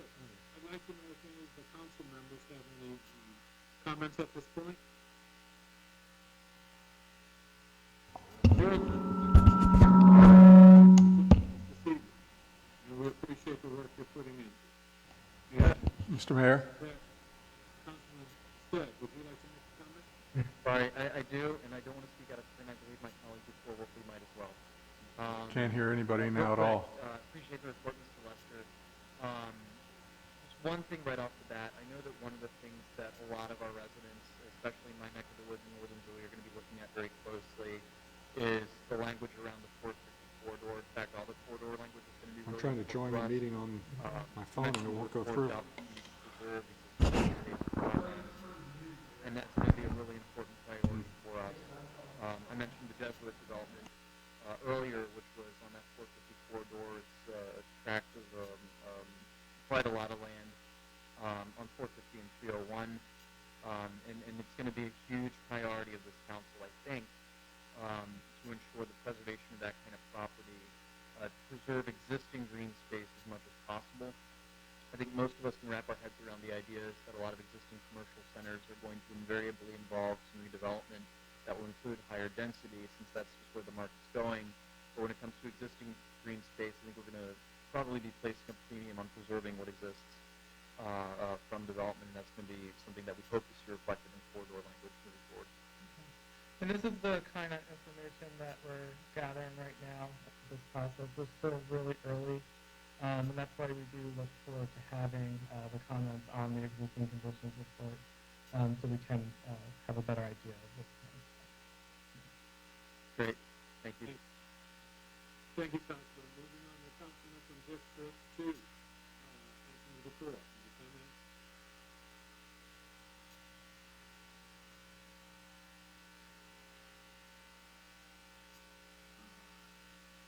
Hearing none from Councilman DeFore, moving on to Mayor Pro Tem, District 3. Any comments? Nope, nothing, Mr. Mayor. I do want to flag for staff. I'm getting a series of texts and emails that is hard for people in TV land who are watching to hear us.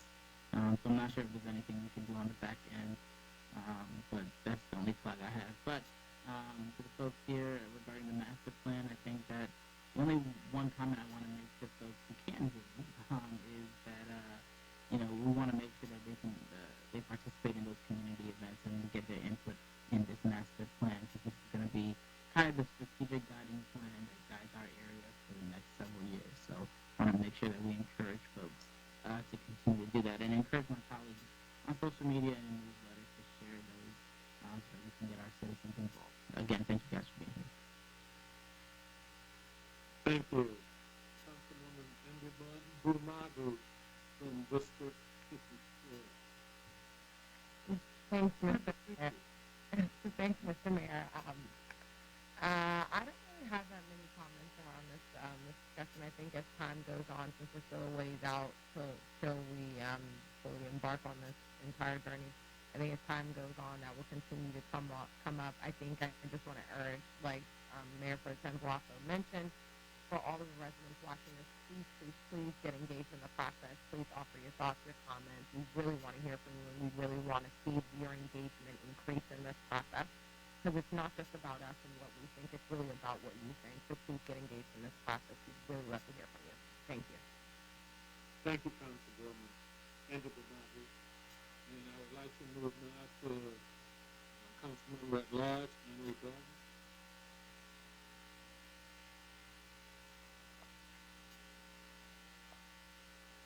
No comments. I will move on to Councilwoman at Large, Ingrid Harris. I just want to thank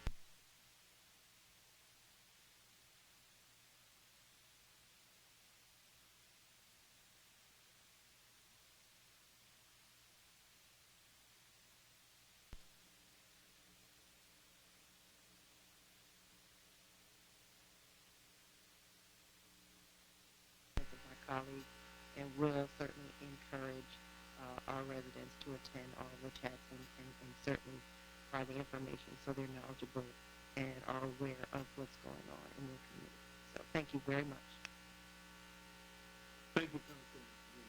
I think to echo all of those concerns, well, actually those encouraging thoughts about getting everyone engaged. You know, as we move forward, this is a perfect time to voice what you believe the future should look like, where we should be going with the master plan. And I think you are affording all of us, i.e. in the city, an opportunity to do that. So, like my other colleagues, I truly encourage our citizens to participate, to be a part of that, and I'm sure we as a city will do everything we can to encourage them to join you as well as you present this for our city and have us an opportunity to have those chats. So again, thank you so very much for all the work you've done to this point, and thank you for being here this evening. And I sincerely apologize, Mr. Mayor. Councilmember Wolfley is in touch with me, and apparently is having some significant volume issues on his end. I believe he's in chambers. He has not sent specific comments, but I just wanted to get it on the record that he does have thoughts, and he just can't seem to be able to connect at the moment. But we'll be actually, oh, is he there? I just dialed in with phone. Oh, great. The audio is at the City Hall is not working. At least certainly not in a discernible level. So I do apologize to everybody because I believe if we're also looking at what people are hearing on their television screens at home, they're under the same circumstances, and I got a couple of emails from folks indicating that it's nothing but muffled on the home front as well. So anyway, I know that team here is working diligently to try and remedy it. But I will say this while we're all here, I appreciate your time. I wish I could say I fully partook in the presentation, but I was not able to do so. Nonetheless, there was one comment that I wanted to make, which was, I forget which slide it was, but there was a comment made about needing to emphasize or to push additional residential, and I'm not sure that that's really consistent with my position on this here.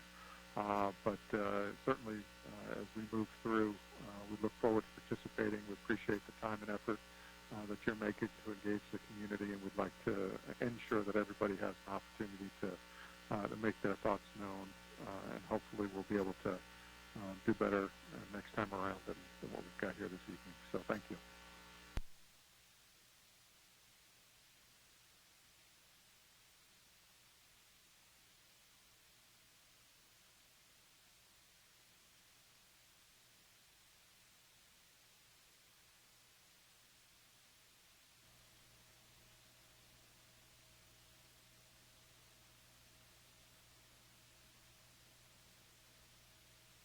Go across share that information.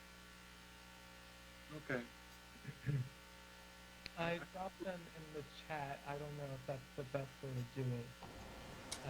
But I put the draft existing conditions for the project website. Okay, I think what we did have was some of the contact points in the slide. And so hopefully we'll be able to put those online and make sure that we make that available. We'll look at when we do that. Was there a comment? Mayor, we do have it on the city's website in the planning department webpage for the master plan. All the links are there. Yeah. I only have 30% left in battery. And thank you again so very much, and have a good evening. Thank you. Thank you. We'll now be moving on to item B, the city staff overview of city development, reviewing the guidelines and policies, and city council annexation policy. I'll turn it over to city staff. Joe? Thank you, Mr. Mayor. Again, Joe Minor, City Planning Director, and good evening, council members. This item is going to be a very brief one. I wanted to have a little bit of time to give you an overview about the city's development review policies, because you have on your tentative agenda for the next 3 council meetings some discussion of those policies. And so I wanted to provide a framework for that to you tonight. And also the second reason for coming to you tonight is that in the planning department's objectives for this year, council has established that we wanted to go back and look at the annexation policy.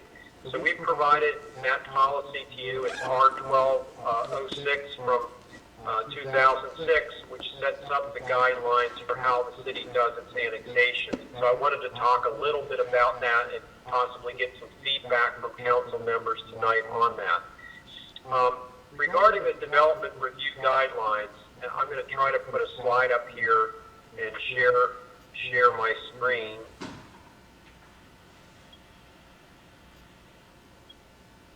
Is it visible? Can you see my screen? Not at this time, Joe.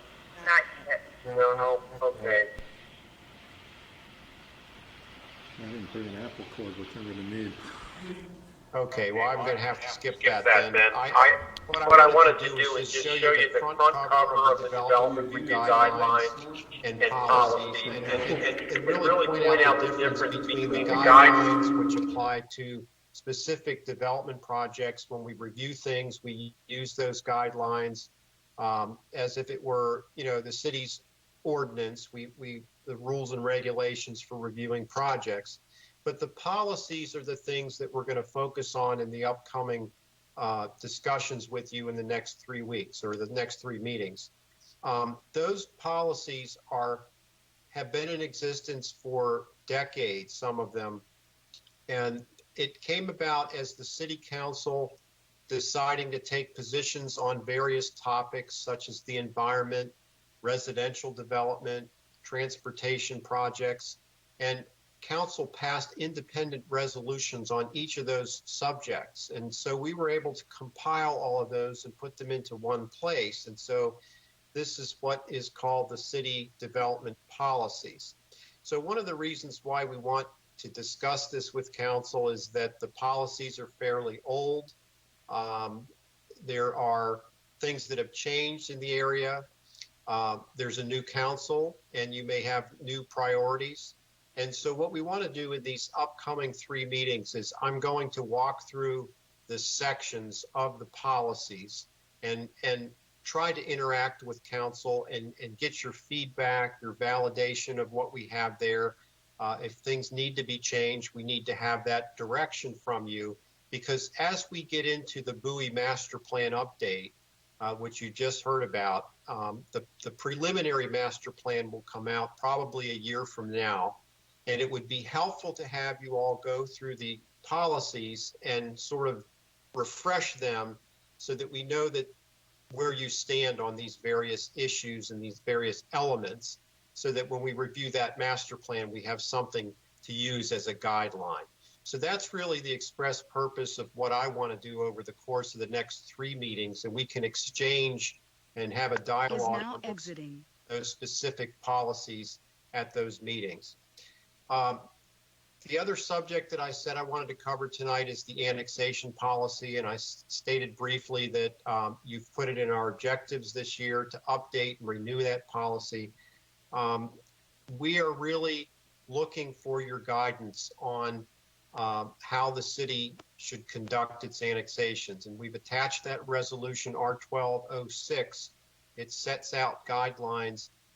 The reason why we put that resolution into effect in 2006 is that the state of Maryland was emphasizing to the jurisdictions in Maryland that they should adopt a municipal growth element in their master plans.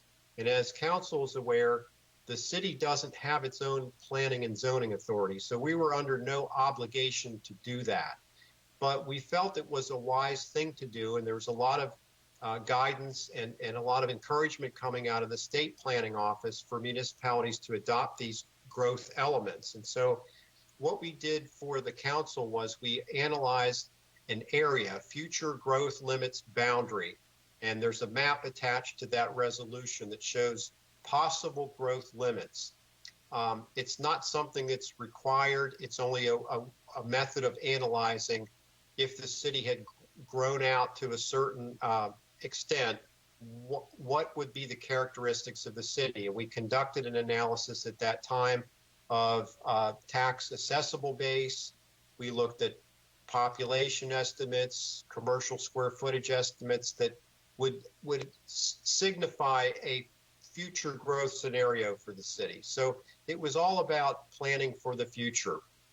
And the resolution actually has guidelines in it for annexing that speak to making sure that the city's annexations are cost beneficial to the city so that the city isn't losing money with an annexation. One of the other parameters was to try to straighten up the odd shape of the city's boundary wherever that would be possible to do that. If you had a community come in and wanted to be annexed, if it would help to square off a boundary, such as what we're looking at now down at Hall Station. It's a very irregular boundary. And so given the guidance that we have from the council resolution, we're trying to clean that up. So those are the parameters that we have in R1206. And it's just a basic instruction to staff as we go forward, and some of the procedures that we use that were effective back then in terms of which department does what in terms of preparing the annexation material. That's all spelled out in that resolution as well. So I just wanted to take the few minutes tonight to describe to you what that existing policy says, what the resolution says. And at this point, we would really benefit from any feedback that council would want to give us on how the city goes about annexing. If you want to provide any new parameters or encourage us to do anything that may not be something that we're doing now, this would be the time to bring that up. And so I'm hoping to get some feedback, at least on the annexation part of this tonight. That concludes the staff presentation, Mayor. Thank you. Hey, thank you so very much, Joe. And at this time, I'll go around. I'll start off. Mine's working. Councilmember at Large Henri Gardner. Share that with you tonight, so I'll do that over time for sure. Thank you. Thank you, Councilwoman. Moving on to Councilmember in District 1, Micah Stead. Thank you so much, Mr. Mayor. And echoing Councilmember Harrison's remarks, our complete planning document could be classified as a barbiturate in terms of its somnambular effects, in addition to its length. It does require some serious reviewing. I think broadly this council is going to agree thematically on a lot of our long-term goals, particularly around preserving green space and focusing on smart growth principles where redevelopment's inevitable and desirable. That being said, I think my colleagues and I are getting inundated with texts and emails and calls right now about audio quality issues. So I think I'm going to keep my remarks short, and we'll have opportunities to talk more about this moving forward. But I do just want to note, I think we're getting a lot of calls and emails right now that folks, for one reason or another, are having a very hard time hearing us and are tuning out as a result. So in the interest of transparency, I might suggest that we ensure that anything we say tonight needs to get said at a future meeting, just in the interest of transparency. And it sounds like in this issue, we'll be coming back to it anyway in a couple of weeks. And so I appreciate staff's time on this. Thank you. All right, thank you, Councilman. Moving to Councilmember DeFort Wolfley in District 2. Thank you kindly. I do appreciate everybody's time and attention to this. And I do think it does meet the government's minimum requirement for weight and volume. So I think that's good. I do think we need to spend some quality time reviewing it. I think there's some things that I noted when we went through that are clearly outdated. And I think we'll see some changes on this. And I will also keep my comments down to a dull roar here as well, because I do know that there are some ongoing technical issues, and I'm not sure that it's really going to be heard anyway. Thank you. Thank you, Councilman. Moving on to Mayor Pro Tem, District 3. Yeah, thank you, Mr. Mayor. Again, no comments for you, Joe. I have some offline, but again, also getting inundated with calls and texts about our sound here. So I'm not sure if there's anything we can do with that, but again, we'll be speaking about this over the next couple of meetings. So thank you, Joe. All right, Councilwoman Andy Bamunadu.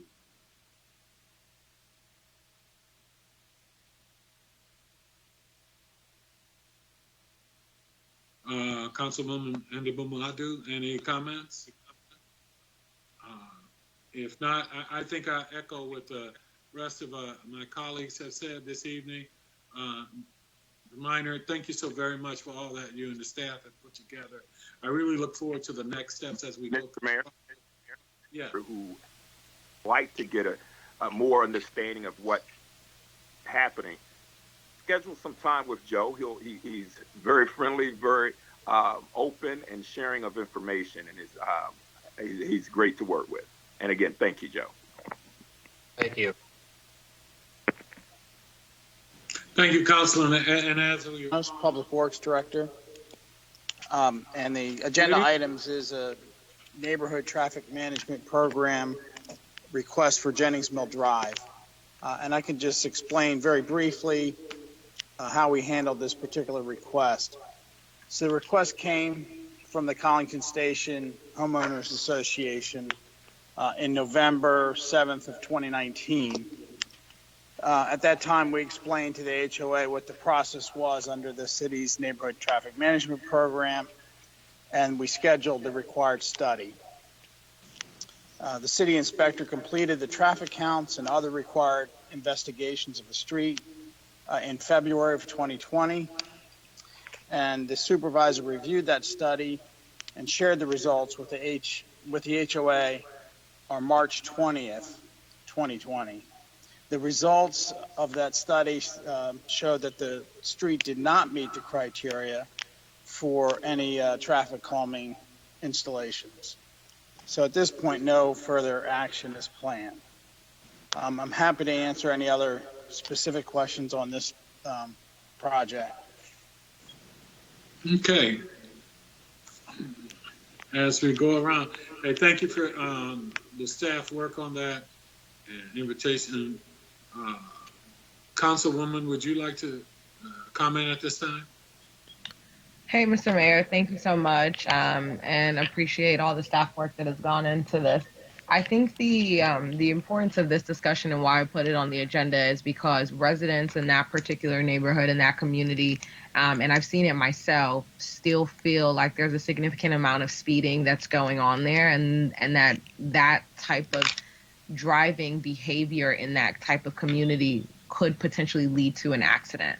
So what I'm trying to do is make sure that we are having an adequate discussion as a council, because we do have the ability, although that it did not meet the requirements of the traffic study to be able to place calming devices there, we do have the ability to decide to move in a different direction if that's what we felt was appropriate for that particular community. So I think at this time, I'm going to probably table this item and put it on and push it to our next month's agenda to kind of further discuss it out in detail, to kind of get a little bit more information and connect with the community a bit more on that, if my council members are comfortable with that and if they agree. But really what the priority here is on Jennings Mills Road, there's a significant amount of speeding that's happening in that community, and it's really, really making a lot of residents that live in that area uncomfortable. And I know that when we did the study, it didn't really meet the standard, but we have to hear the community when they say that they're uncomfortable and that there are cars that are potentially threatening their life because of their speeding levels. We want to make sure that we're listening, and we're here to provide an alternate solution. Councilwoman, if I could chime in just in here. Mayor Pro Tem. Thank you so much. And we could talk a little bit offline about this as well, Councilwoman and Deputy Madu. But I know the Chief Nesky, and I know he's on, and George, we just worked on something in Woodmore Highlands, which is similar to what you were dealing with, where it didn't meet the level of traffic calming devices actually happening. But I think the Chief can... Collaboration of everyone's rights. So I recognize that you guys are in a tough spot, and part of the reason why the threshold is so high to meet requirements for traffic calming is because it's very hard to get consensus from residents themselves on fixes. I do know the chief has told us many times when his officers are out there doing speed checks, the vast majority of people speeding are people who live on the very streets where we're catching them. And so many of the same people that are causing the problems live in those neighborhoods and also don't tend to like it when they have to slow down on their way to work in the morning. So I did just want to give you guys that plug that I know you guys are working hard in the face of difficult and often conflicting resident priorities. And I appreciate the work that you continue to do on this. It's just going to have to be a matter of getting really granular with our residents about where they can live with certain traffic calming changes and where they can't. And ultimately, that's going to have to be council's burden and not staff's. And so we appreciate your continued work. All right, thank you. Council Member DeFore Wolfley, District 2. Thank you. I have nothing to add at this point. I do know that this is a sensitive. Need to really look at the neighborhood traffic management program, and so we're all well versed in what that is, so we can speak to how, and answer residents' questions when they come up, and also kind of look at all the options that are available for traffic calming measures. So I look forward to us working on that. Thank you, Council Member. Member Gardner.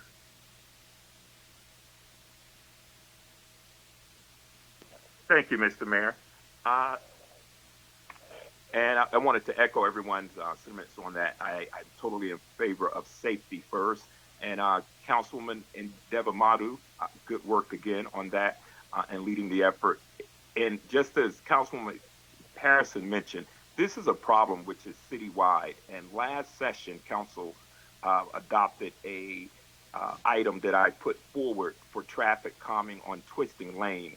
And I, as we move through this, I would like to take what I was able to get Council to do last session for Twisting Lane and also see if this could be a fit for Jennings Mill. Throughout the entire city, we're having a lot of speeding, even during this pandemic. And it's, I understand that there are some residents who live on the side streets and off of the main street that are going to complain about the traffic calming. But we have to look out for the safety of residents. We have kids that are home during the pandemic that are riding their scooters, bicycles, and it's just not safe with vehicles on the road speeding through communities. So a comprehensive kind of approach to it and see how we can address the neighborhoods, but also engage the citizenry. So thank you so very much for staff and all for your input, but also looking forward to working with the council so that we can address these issues and come up with a formulation of how we want to approach this as well. All right. Having said that, I want to move on to item D, mental health moments, interfaith events. Staff is seeking direction, budget guidance, and approval of the City Council regarding these events and the use of city technology. Yes, thank you. We added this item onto the agenda after we had a series of community conversations this summer.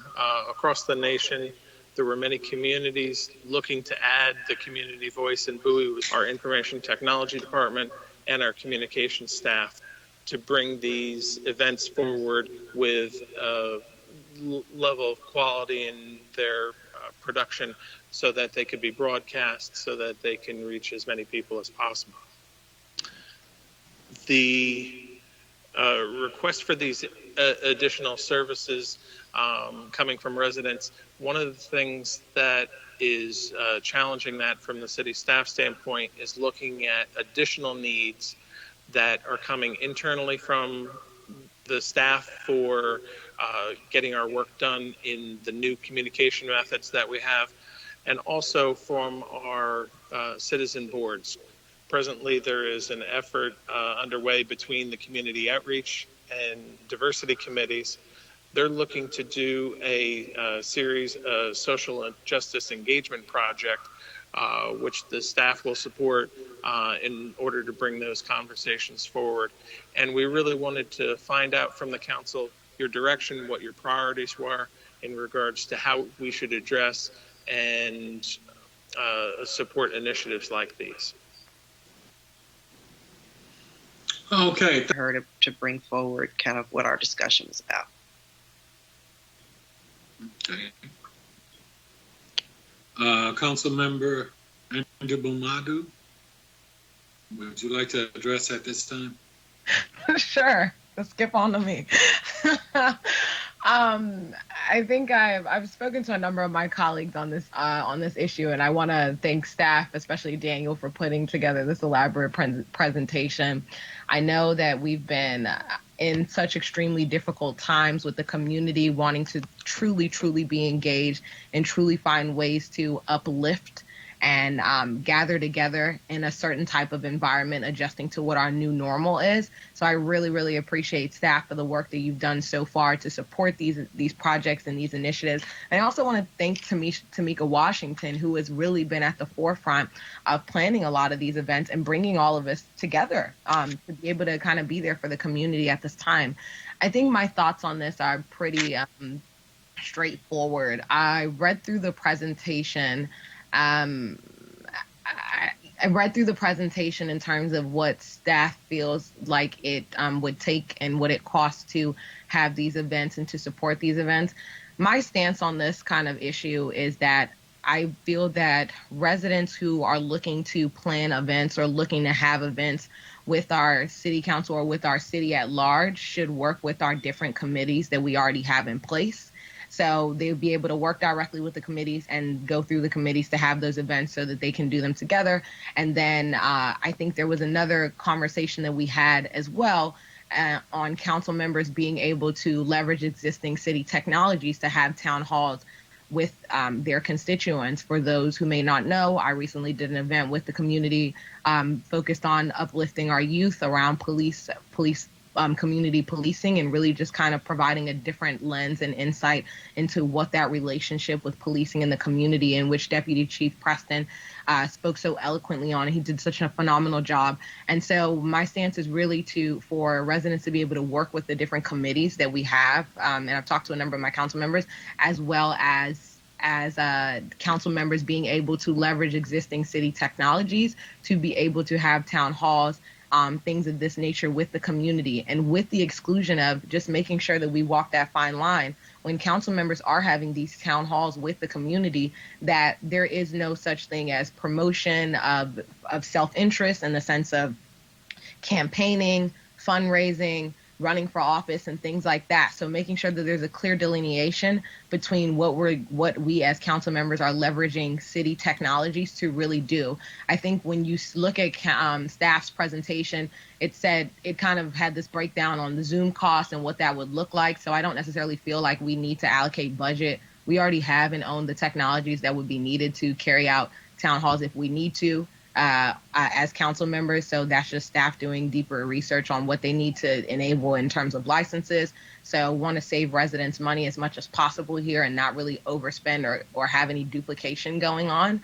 So I think it's pretty clear that if council members do want to have a town hall, that they can leverage the technologies and kind of be self-serving and set it up on their own, so that they don't have to kind of overwork staff with all the great things that staff is really focused on right now. So that's kind of the conversation that I've had with a lot of my council members. Those are my thoughts on it as a tech professional, where I stand with this. And I think it's really great, and it's a great way to continue to bring the community together, as well as have deeper engagement with our committees, so that we can reach all of our residents as much as possible. Thank you. Thank you, Councilwoman. I'll move now to Councilmember Michael Stebb in District 1. Yeah, very quickly, I appreciate the comments Councilmember Ndibu Madu made. I recognize that, the combination of a major legitimate social concerns plus pandemic plus technology has created kind of a unique set of circumstances for local governments everywhere and for staff. I really appreciate staff's been rolling with the punches so far, but also understand why they kind of want to lay down a little organization moving forward, and I think council can get on a consensus for how to proceed fairly for residents, but also in a way that's not going to create unintended consequences elsewhere. Thank you, Councilman. Moving on to Councilmember Wolfley in District 2. Good evening, Mayor and Council. For the record, Frank Stevens, City Planning Staff. I'm reaching out because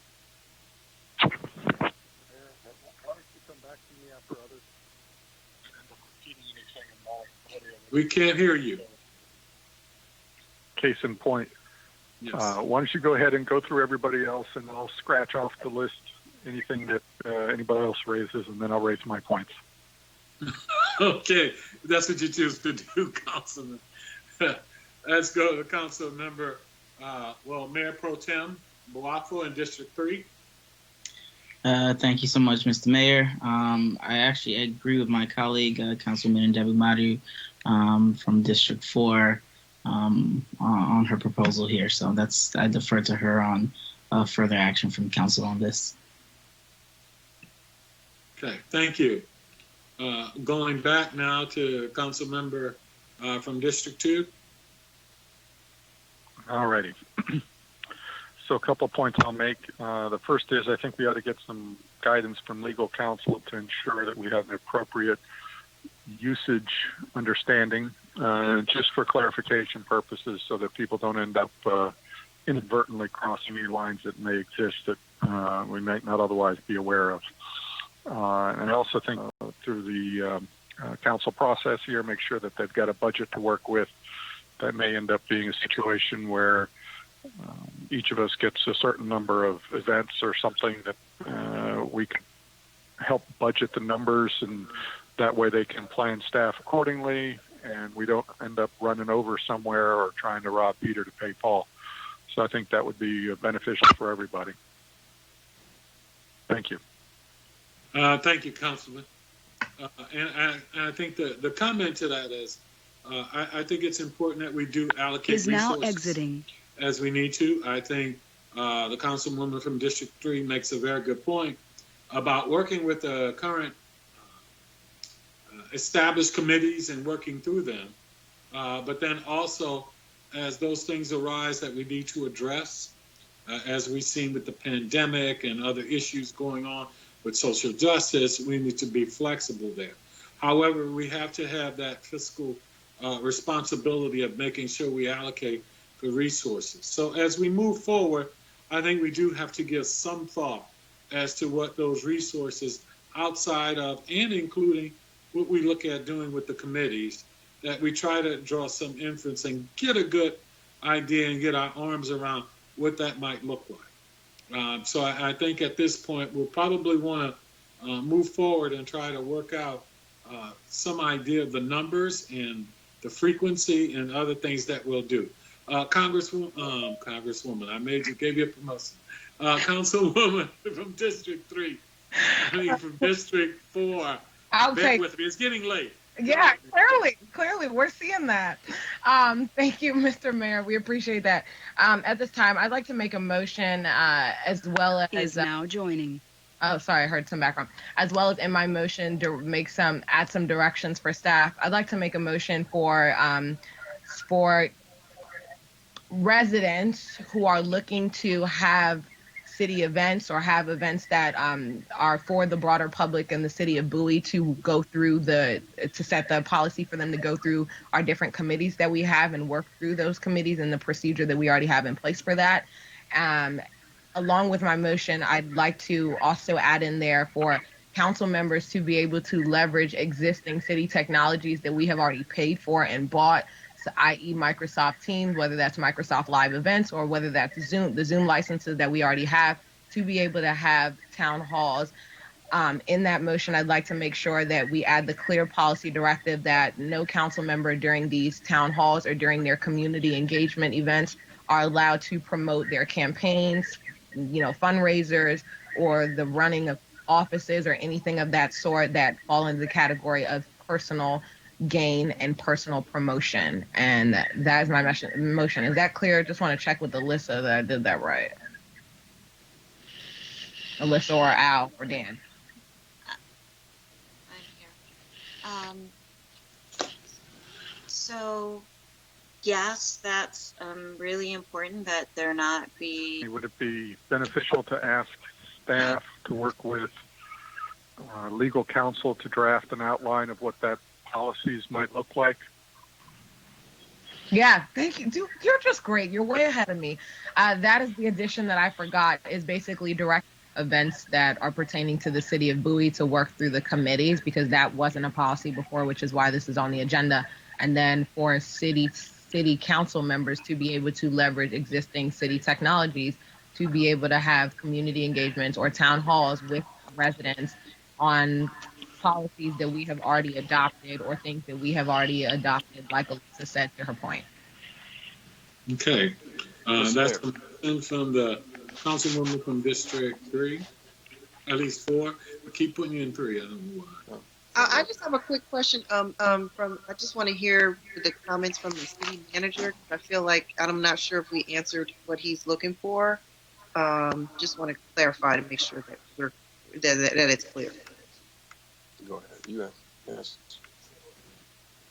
Can you hear me tonight? Hello? Yes. One of the questions about the use of technology by the city council members is there has to be some limits on how much and how often, so that we don't overload staff. Also, we don't, our primary use is Zoom for these sorts of events, not any Microsoft products, just for the record. I mean, but there has to be some controls so that we can, and we'd have to be given some sort of advance notice on when that will occur, a week or 2 weeks or something, so we could plan for it and program it in. I think, let me just clarify and just respond to that. If you guys could just mute in the room because there's a really deep echo there going on. I think Microsoft, I only pivoted to Microsoft because that doesn't have an associated cost with it. You already own it. So that's kind of the only reason why I pivoted there. So I'm just trying to find the best way to save our residents dollars and kind of streamline this process so it lessens the burden on 100 participants in that meeting, which has nothing to do with city staff. So if I wanted to have a meeting today and it was under 300 people, I would just set that up on myself. So when I meet with my residents, as well as maybe others who may not do just minimal phone calls, we're doing that on Microsoft Teams, which is a platform that's made available to council members today. I don't necessarily see the difference here and why city staff would need to manage a live event as opposed to you're not really managing a Teams meeting. So I'm just not really understanding the clear difference there.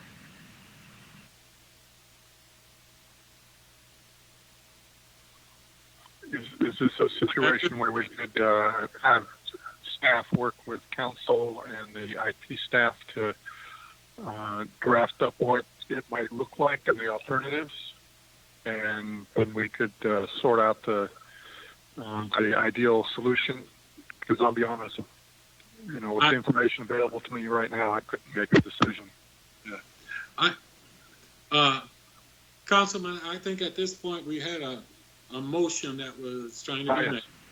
I do believe that we could still request city staff to address that, as you pointed out, and have them do that and work something up for us as we move forward. So I think at this point we probably need to hear if there's going to be the motion was made and whether or not there would be a second moving forward.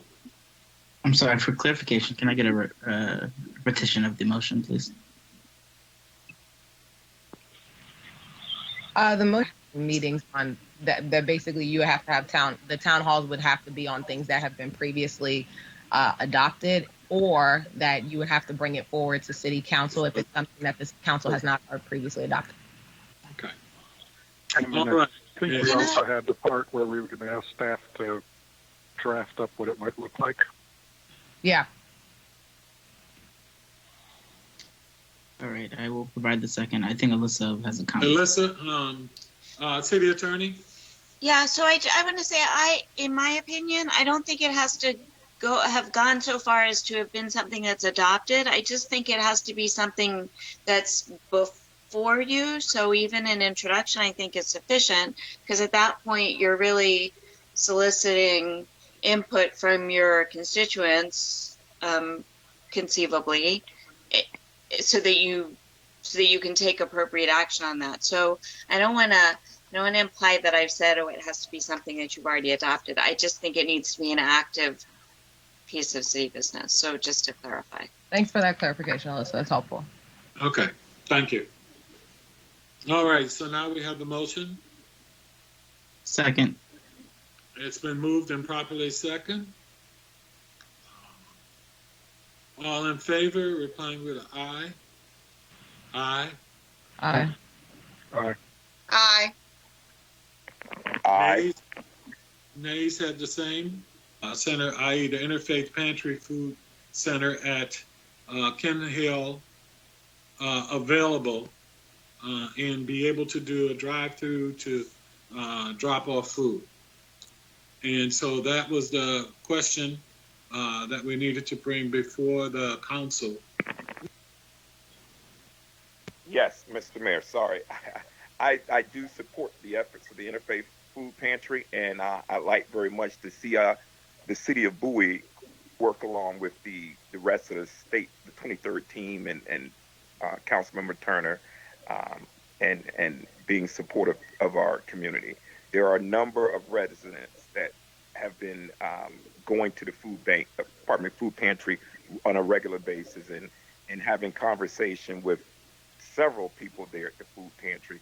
They're saying the food, I think I mentioned this to our city clerk the other day. I had a conversation with her about that. And they were saying to how the food is just not staying on the shelves. People are really at ends, just difficult times for them. So definitely, I'd like to see staff go there. I support this. Thank you, Councilman. Councilmember at Large, Ingrid Harrison, comment? Yes. And also with my other hat on as a proud member of the 23rd team, we talked about hosting the food drive in partnership with the city on Sunday, October 4th from 9 to 12. That is one of the dates. And they're asking for support and assistance with the staff to open Ken Hill Center for the event. So the food can be dropped into the in the auditorium. Am I correct, Al? That's correct. Okay. Food Pantry, who've been working overtime to keep shelves stocked in what's been for far too many Bowie families an incredibly difficult period. Thank you, Councilmember. Moving on, Councilmember Wolfley, District 2. Thank you kindly, and want to thank everybody for their work on this, and look forward to being there. And I think it's an important part of the community that we help each other out. So kudos to everybody involved. Thank you. Thank you, Councilman. Moving on to Mayor Pro Tem, District 3. Yes, thank you so much, Mr. Mayor. Again, as my colleague from District 1, Michael Esteve, just said, this is a hard time for a lot of Bowie families. I'm glad that this council very early on in the pandemic was able to help the food pantry with a donation. But that's not enough. So I'm extremely in support of this event.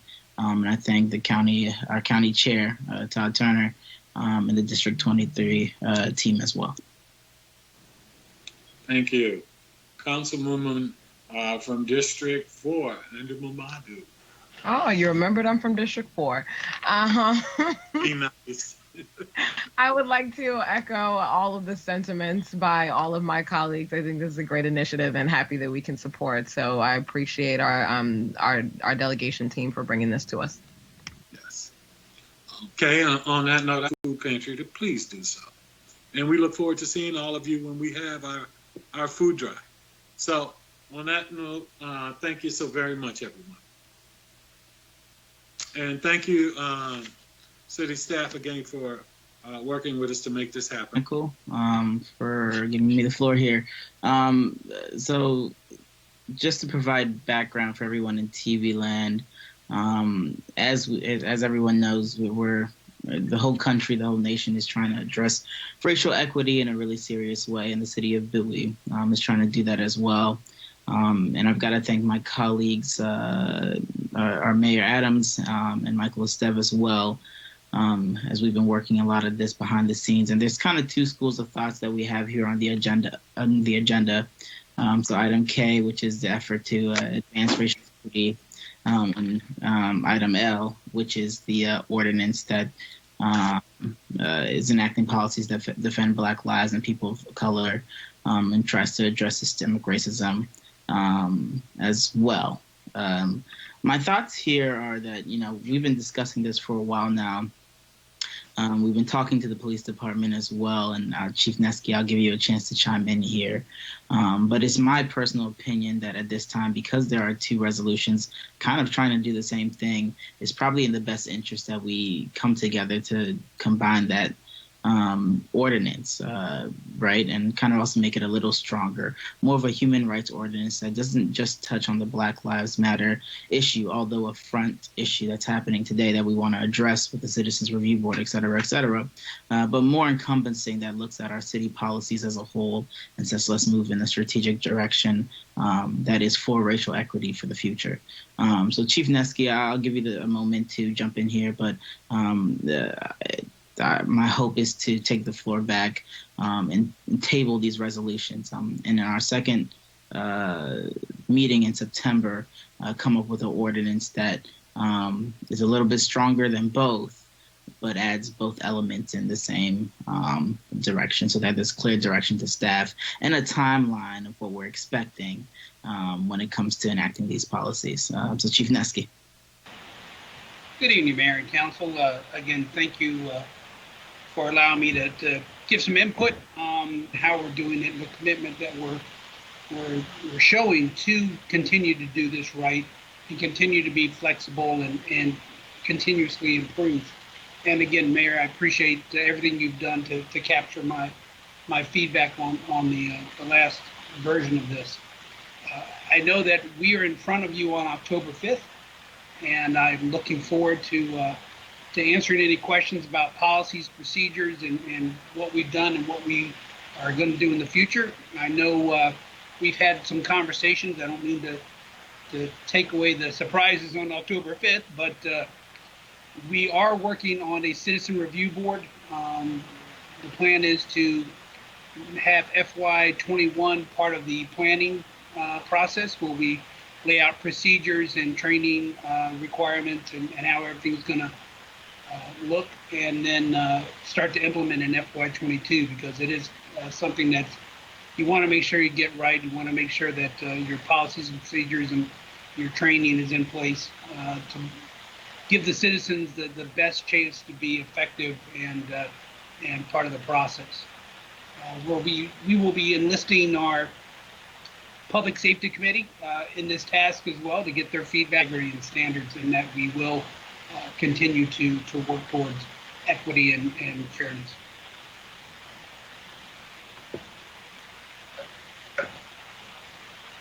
Thank you, Chief. Are you finished, Council Mayor Pro Tem?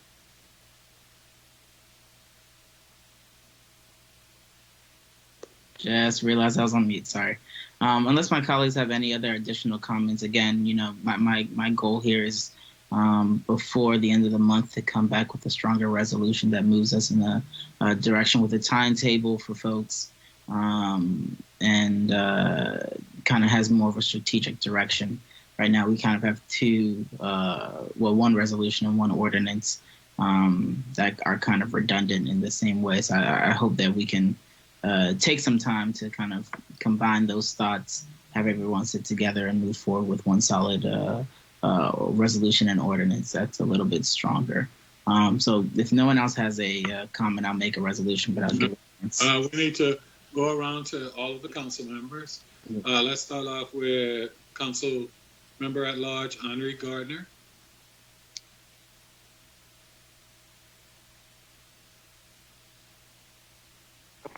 Thank you again, Mr. Mayor. I don't have anything additionally to add to this.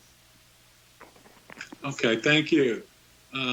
Council Member at Large, Ingrid Harrison. Thank you, Mr. Mayor. Mayor Pro Tem Boafo, I think that's a great idea, and I totally agree with the holistic approach. What's the process on how we're all going to provide, or address any changes that we'd like to see? How do you see that working? I think there's two ways, because this is a national conversation that's happening. And I know, Chief, obviously you're working on some stuff for FY22. I would like to see personally a lot of that stuff, obviously within a reasonable timeline, pushed up, and we can have that conversation a little bit more offline.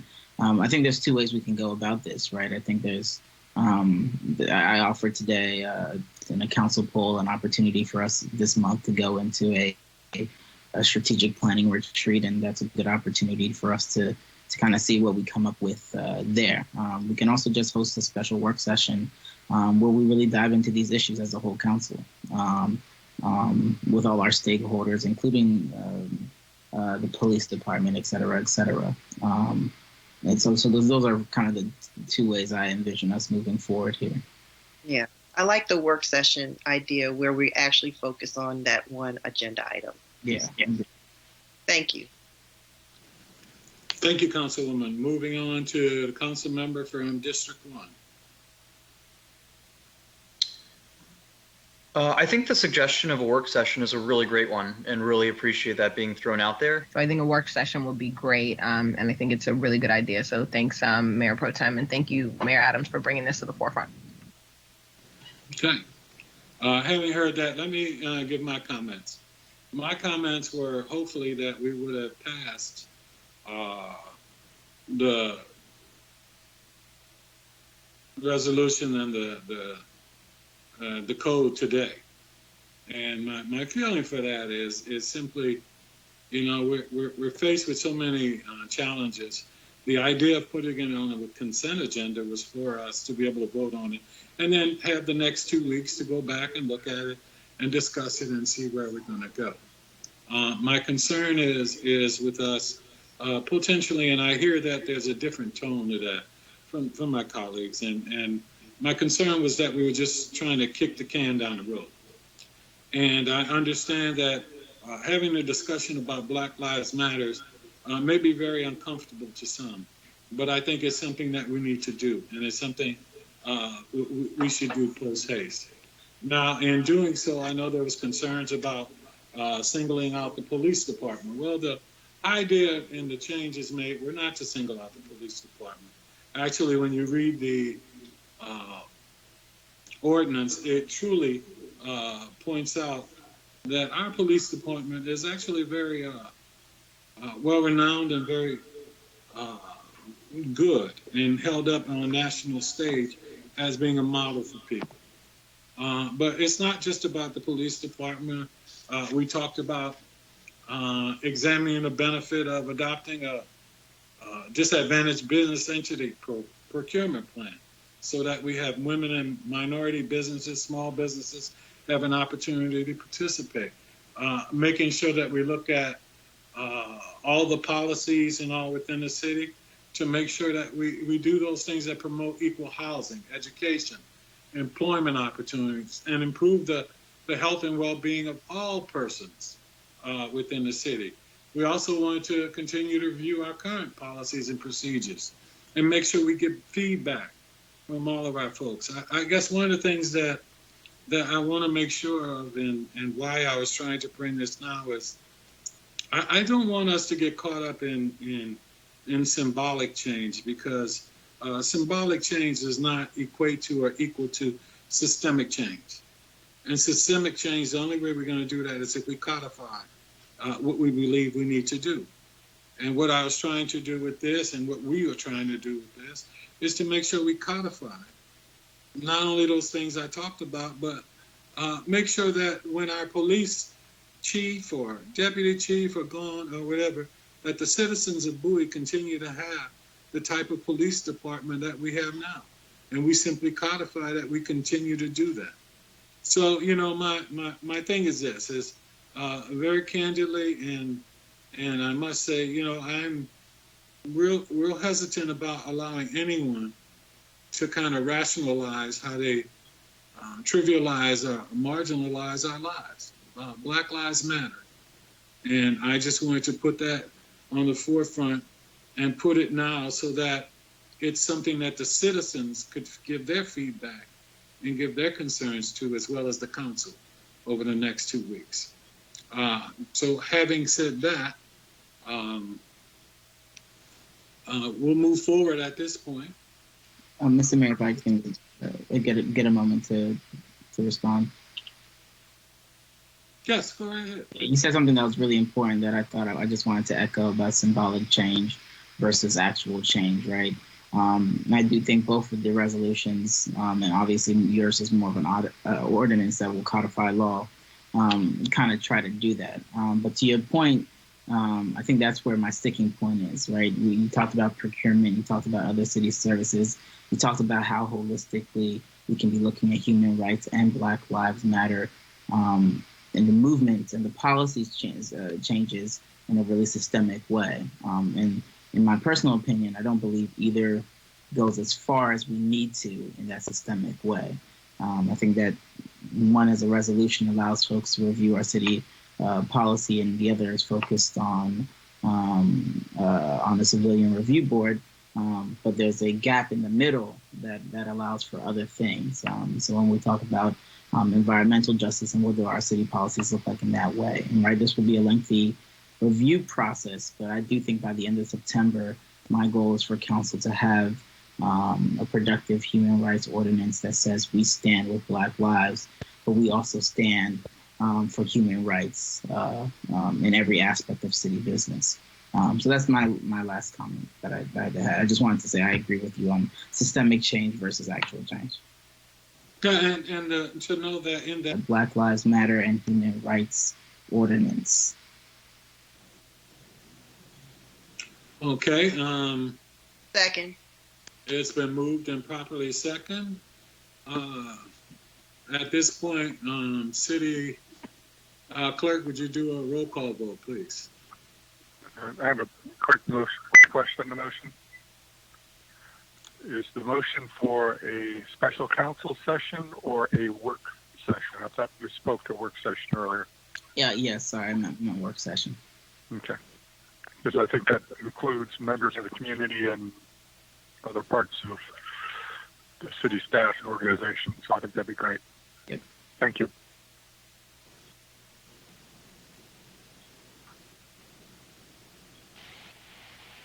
Mayor Pro Tem Baco, is there a specific meeting you want to table this item to? Or just depending on how the work session comes out? It kind of depends on the work session, but my only specific language was to ensure the work session happens before the end of September. Okay. I'm sorry, is this work session or working group? I thought this was a broader than a work session. I'm sorry, I couldn't hear you. Say that again.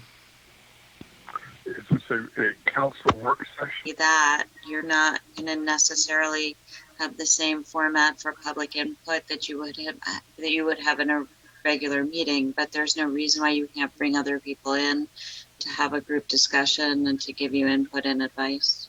Okay.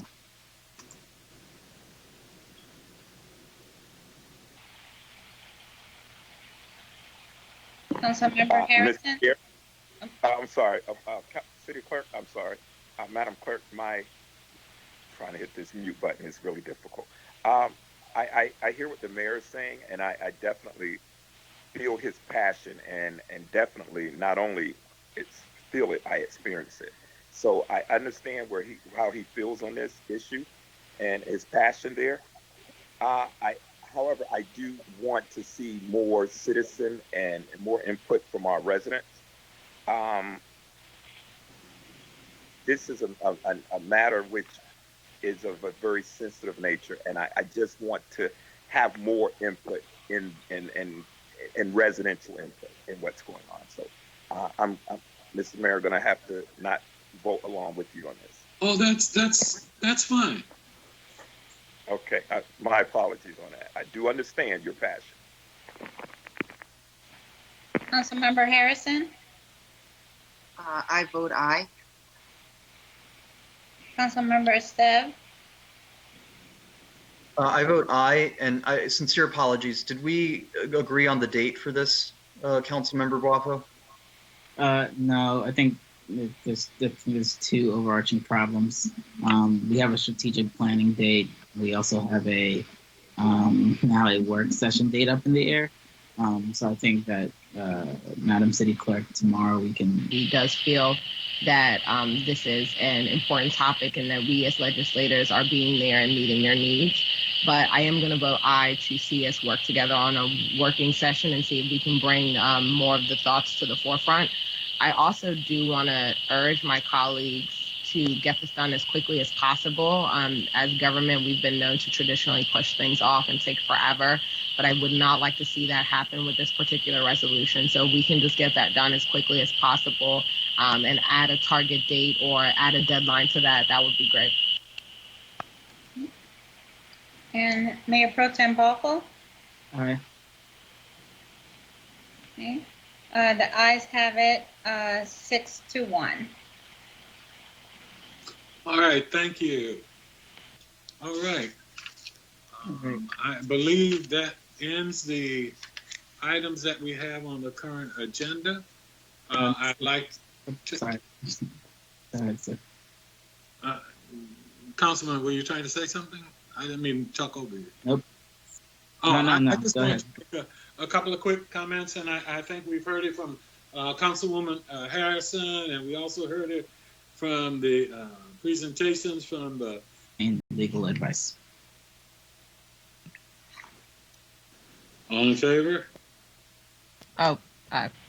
Second? Aye. Aye. I got a little ahead of that. It's so late. Aye. Opposed, same favor? Motion carries. Thank you, everyone.